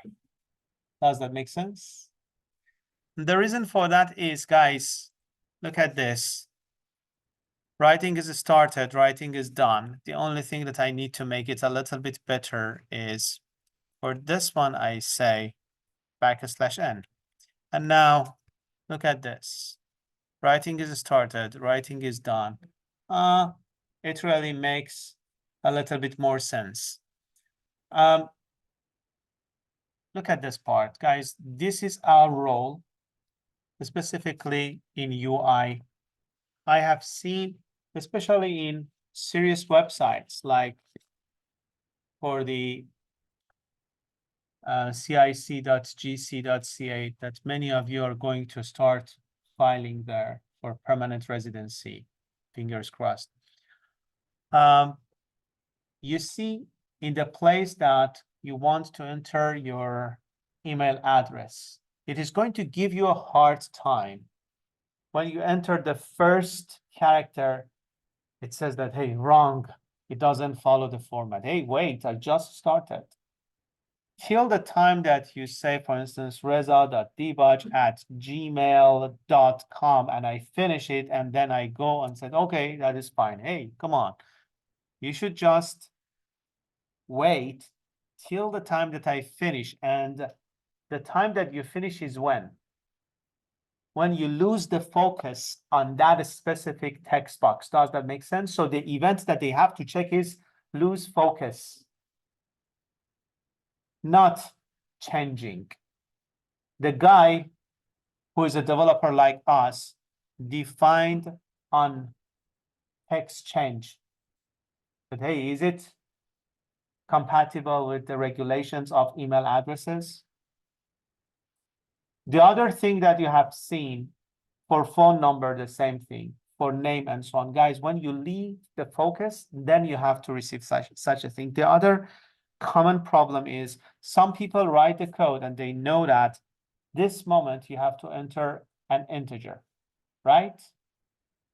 But the monitor is looking at you, you're looking at the monitor, and just the cursor is blinking. Okay, say something. Please enter an integer.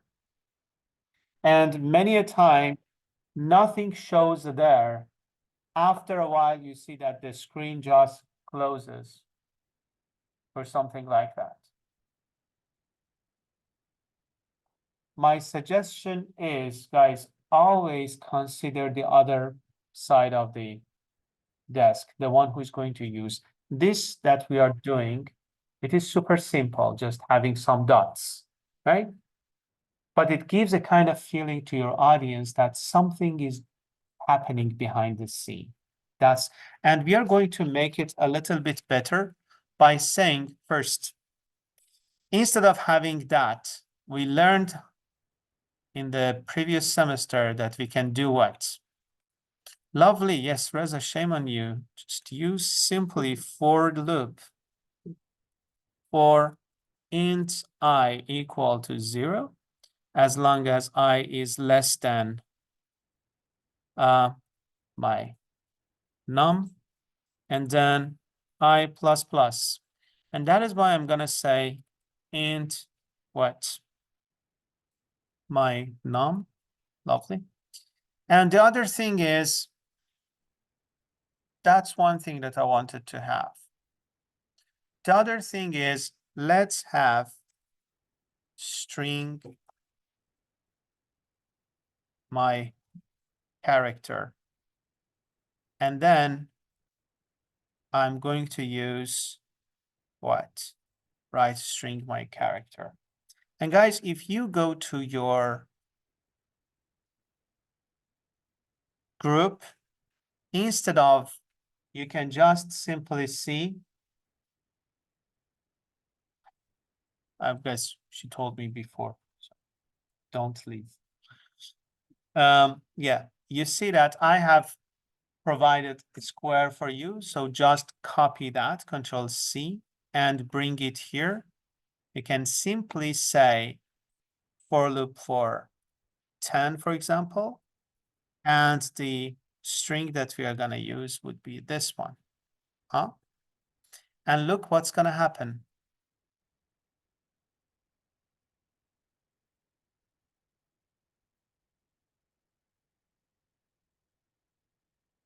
Don't tell anybody else. Shh, guys. Everybody has one bonus mark in this class with this condition that you don't tell anybody what Reza did. And I'm gonna cut that from the video as well, record.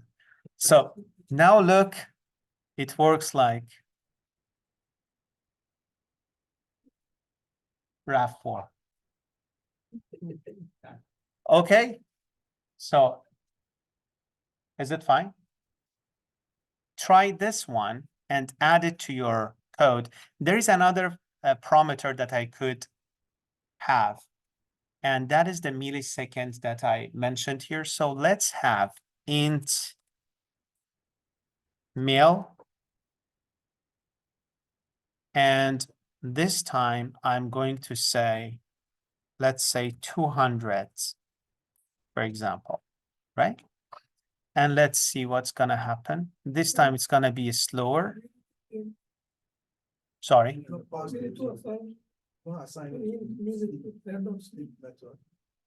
Oh, sorry, just mil. Good. Nice. Let me just clean one of your negative marks. And awesome. Good. And Festus, awesome. So look at this one. Now it's slower. and then that's it. And don't worry, we have all these codes in the file that I'm gonna give you. It's all ready to just to give you a peace of mind. Do you see 1 year later? This is how far we are gonna get today. So we are gonna have that, but everybody, please make sure that you change the code like this.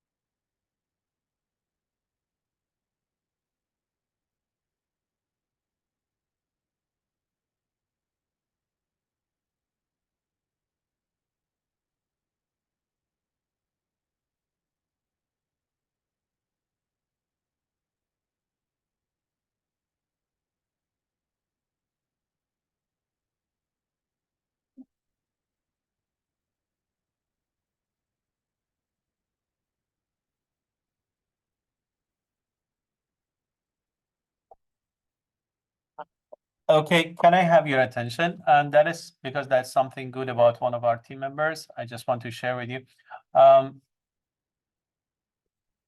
Do you know that I ask you to have your signature in your submissions, like having your name, last name, and so on and so forth?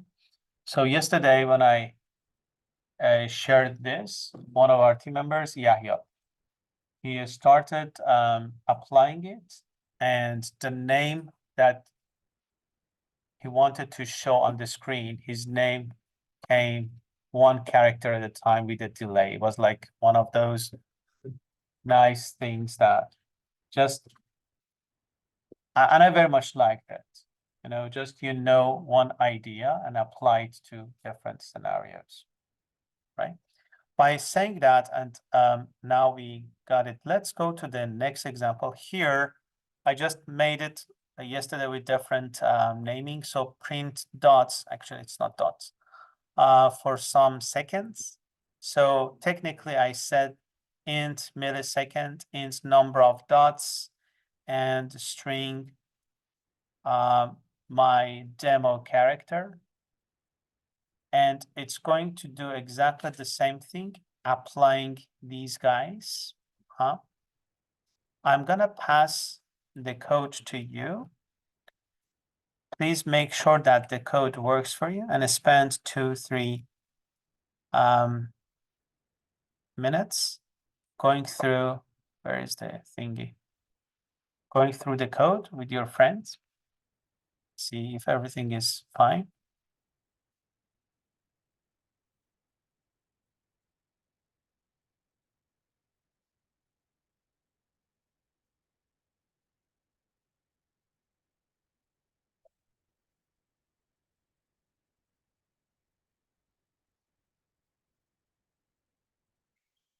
Sorry.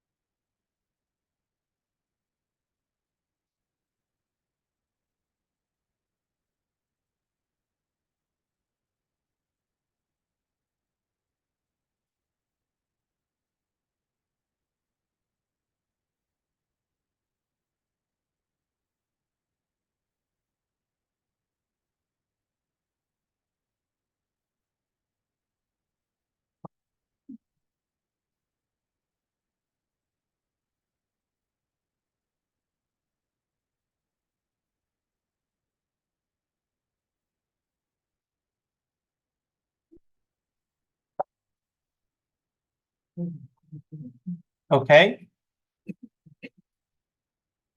How about this?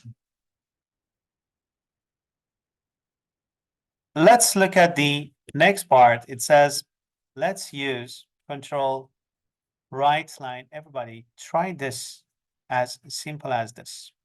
Try date time dot now. What's gonna give you?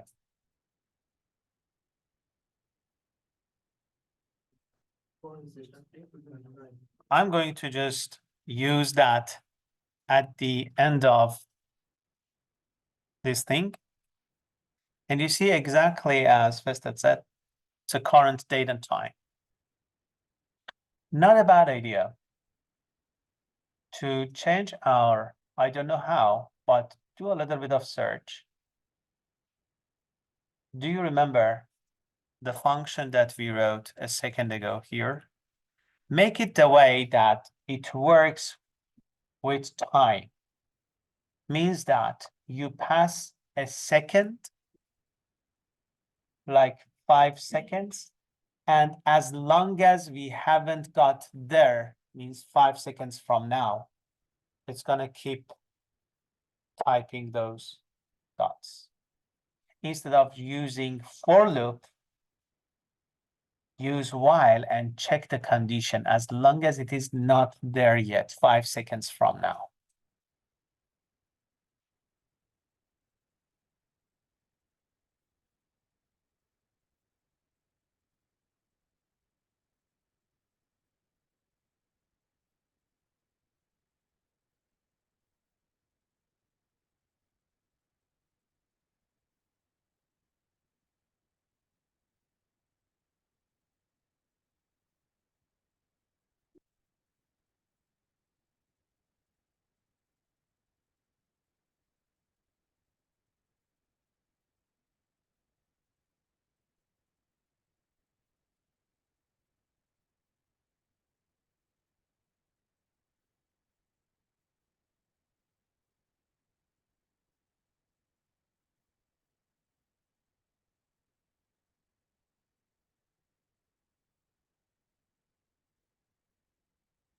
Done?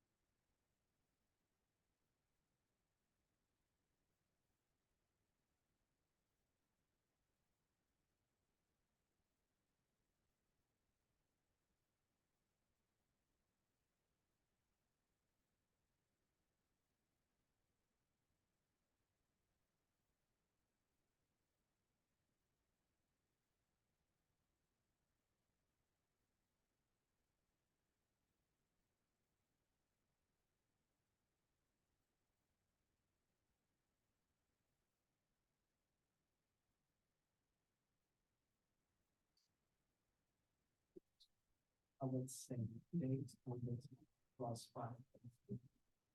+5. And take the same.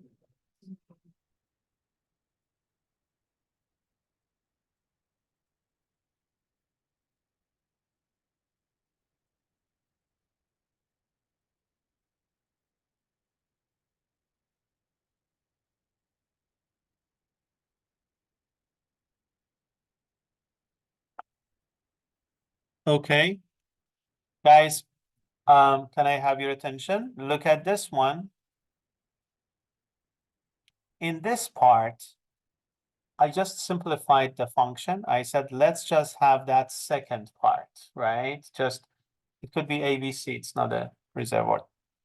So I say, date time, look at this one, date time, Reza equal to date time dot now dot add seconds. What's gonna happen? Now plus add seconds like 5. means 5 seconds from now, it's gonna get added to the current. And I'm gonna say as long as now is less than the time that I mentioned, 5 seconds from now. Just keep typing those gizmos. Does that make sense? Huh? Okay, so please try this one.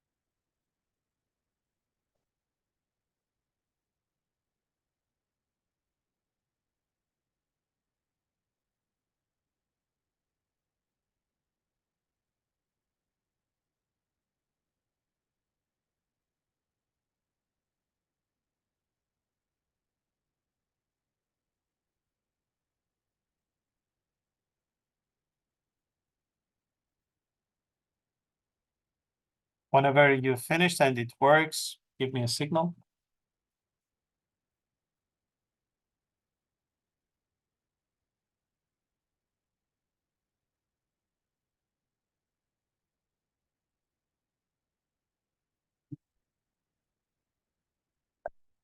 I don't know what's happening.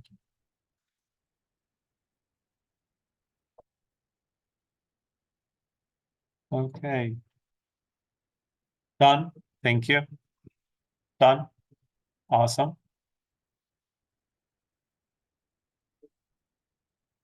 Okay. I'm gonna send the code to you for those who left behind for any reason. And just explain the code to your neighbor or neighbors.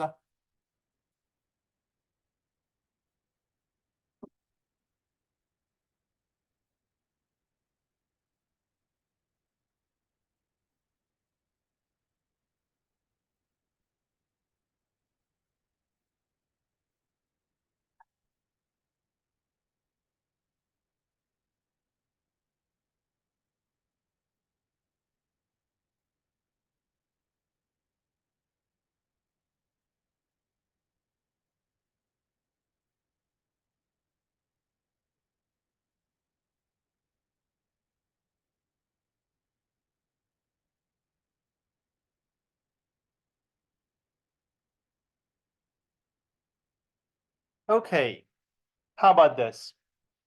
Can I have your attention, everyone? Look at this one. This time, the same as what we did before. I'm gonna just say new text. It was my text. So look, I do not have any new text here. What technically I do, let me just see if I destroyed any of the previous file names. No, everything is untouched. So till this moment, we just used my text, except I changed ABC. Arjun, the thing that we have here is, for the first time, we use something like a multiplication table. We say writing to the file is started. Remember, this time we don't say write it to console. We say write it where? We say use the writer, and guys, writer is holding your pen, saying where you want to write. You don't need to have such a thing. You can simply and directly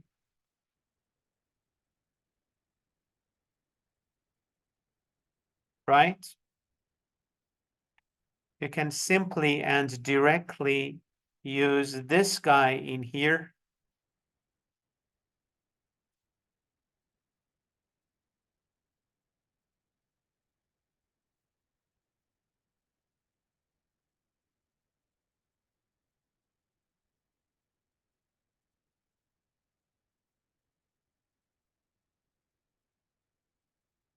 And it does exactly the same thing. And then we say writer means go to the file, do the writing. First, your name, please just replace it with your name. And then some exclamation, okay, can you please just everybody pay attention here? And then equal signs. And then we say from I equal to 1, as long as it is less than 12, just type I. What is this I comma 2? Anybody can tell?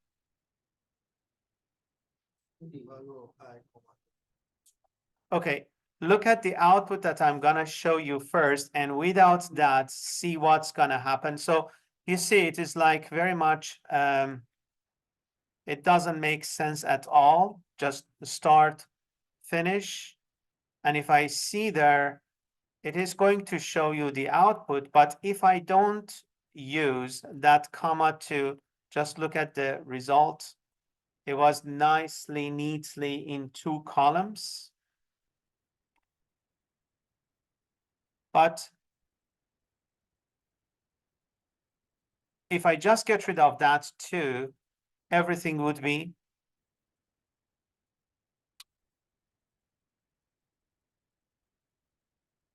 you see, it goes, they are not in one nice, neat column.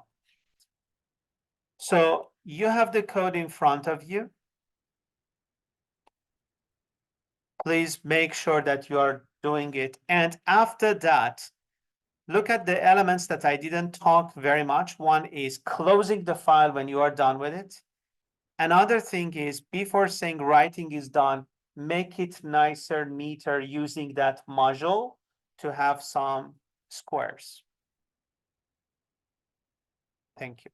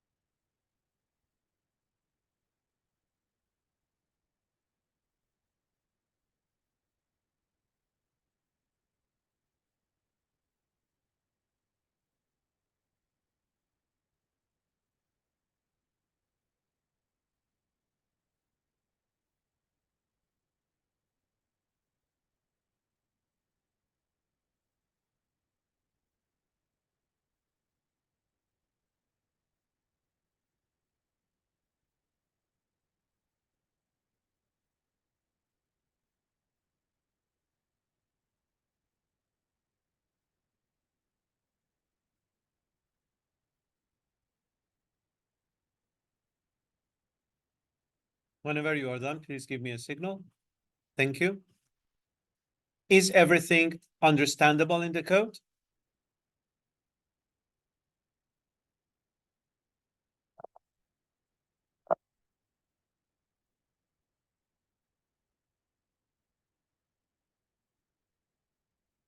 Okay, I'll wait for 30 more seconds to make sure that everybody is done.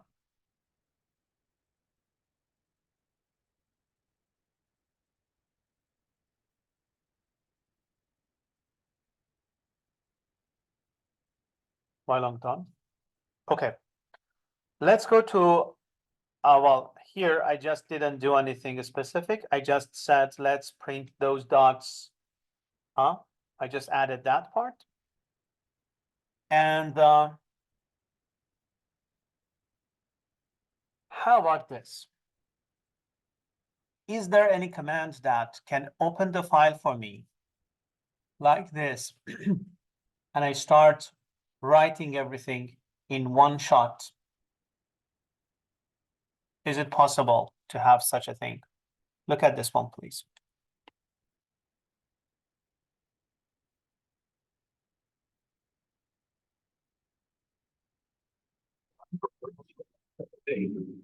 History looking good. Awesome. Welcome back. We will be using system.io to read and write to a text file. This will be the path where we create and read the text file from. We can use file.write all text to write data to the text file. So look at this one. Here, what is this guy? File. So this guy has come from system.io. That's the relevance library that you need to import using. And then if you say write all text, it's going to write in file path. That's very funny, Irene. Whenever I say just this, you're yeah. Just yeah, perfect. And then if we say file.write all text, it's going to write whatever you write here inside the file in a path that I mentioned it right there. Does that make sense? So look at this. File.read all text can be used to get all the text stored in your text. If you need, by any chance, to read the things from the file in one shot, it is what is going to happen like this.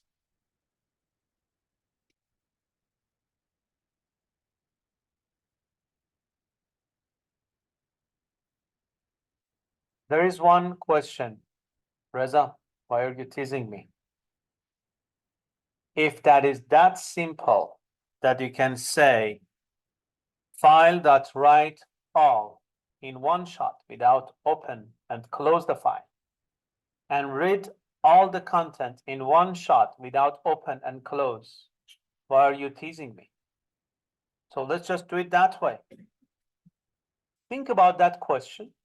I'm not giving you any answer at the moment, but think about that question and just think about the cases that you have huge file.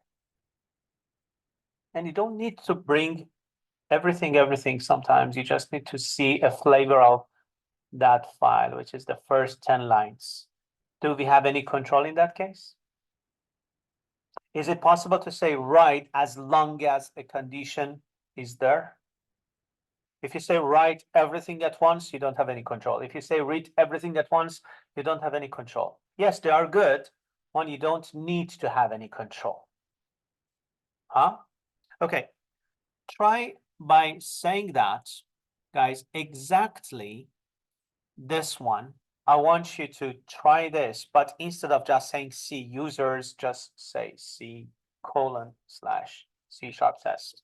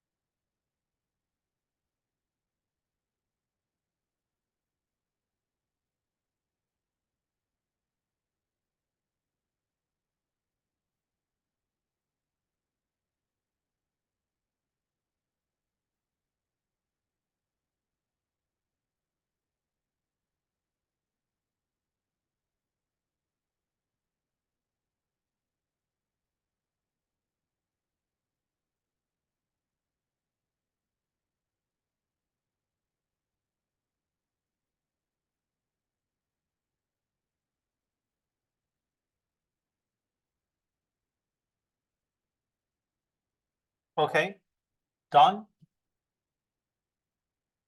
Unfortunately, I don't have the code to pass to you.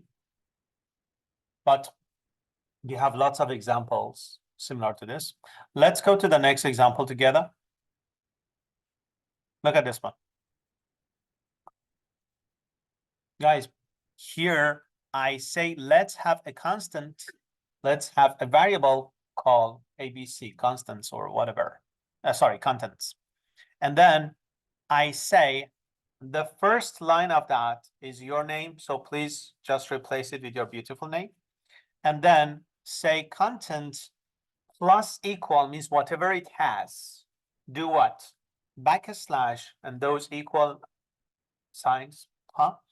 And then whatever the contents had, just say plus string backslash n I comma 2, right?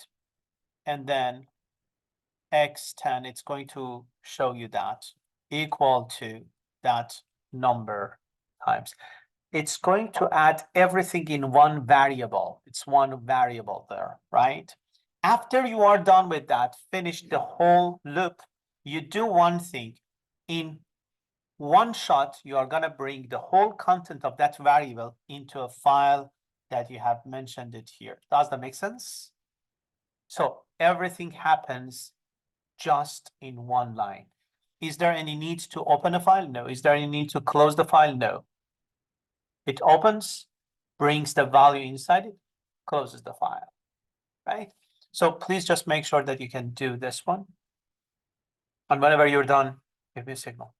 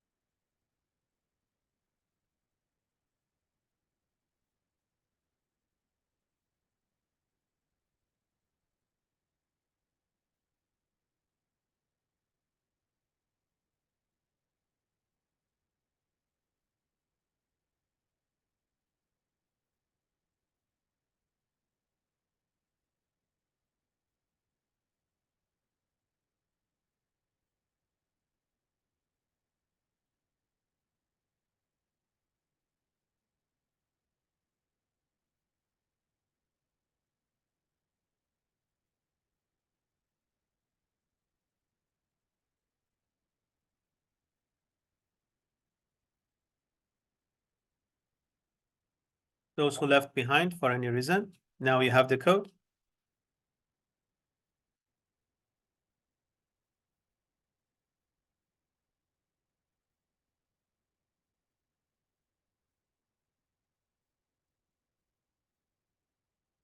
And if I go to new text 1 here, we didn't have new text 1. And now you see that everything is written in one shot.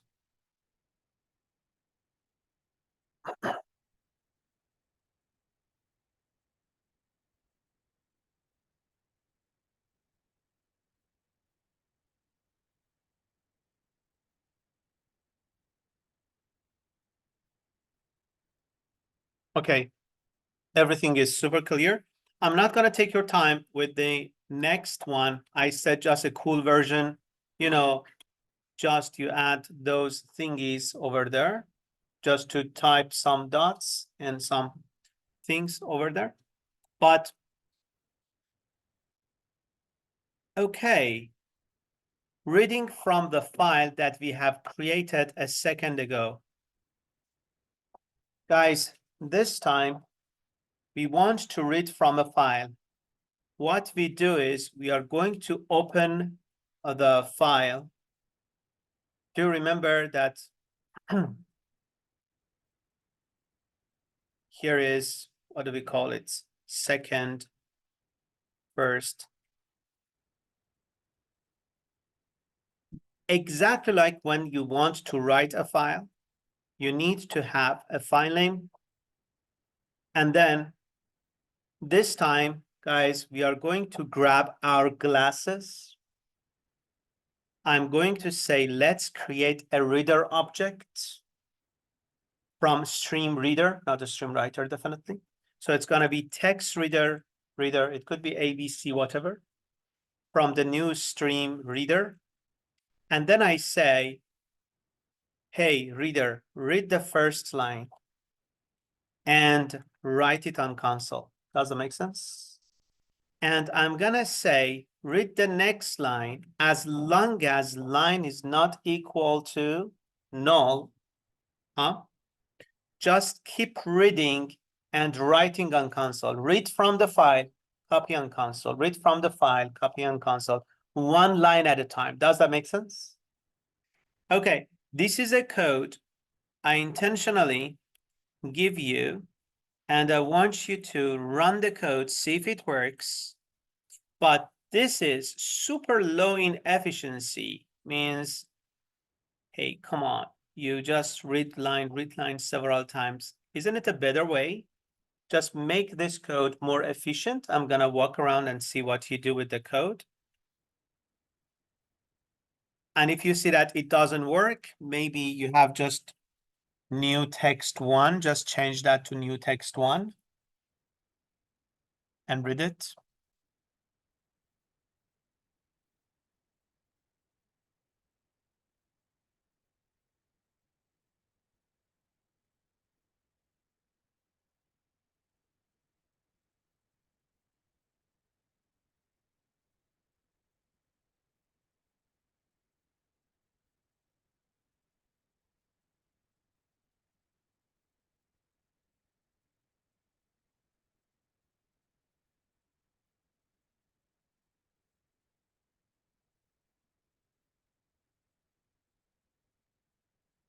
No, okay, that's a good question. So I think that that's the question that I received from you as well. So you said that when we read one line, it's going to read the same line again and again. That's what we think. Look, this is the result. So apparently that's not the case. But how it works, whenever you say read line, it reads the whole line and goes to a new line. Look at this one. We say that read the first line, it reads that. And then we write that line. When I say read, it's going to get that line and goes to the next line, waiting for your next command.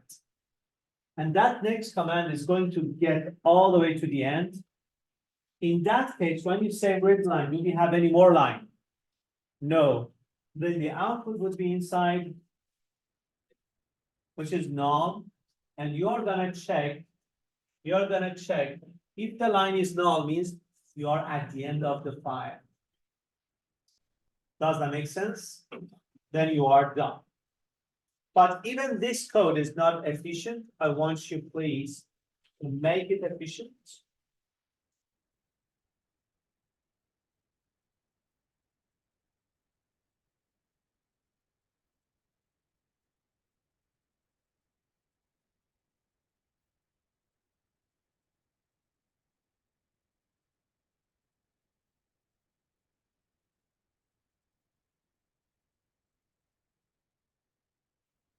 Okay, guys, it's not a big deal because to the interest of time, we need to look, what we need to do is just read line once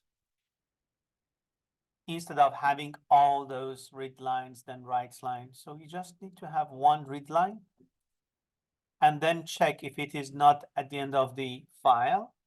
Just write it, go and read again, go and read again, go and read again, all the way to the time that you get to the end of the file. Means very simple. Just get rid of these two. Oh, sorry, Control Z. Just save string line. Semicolon. and then done. As simple as that. Right? Or even you can just say string line equal to and then continue. The next thing is, how about this one? Anybody? What is happening in this code? Exactly. So you say, hey, this is the path. Go to that path and read everything from there in one shot, right?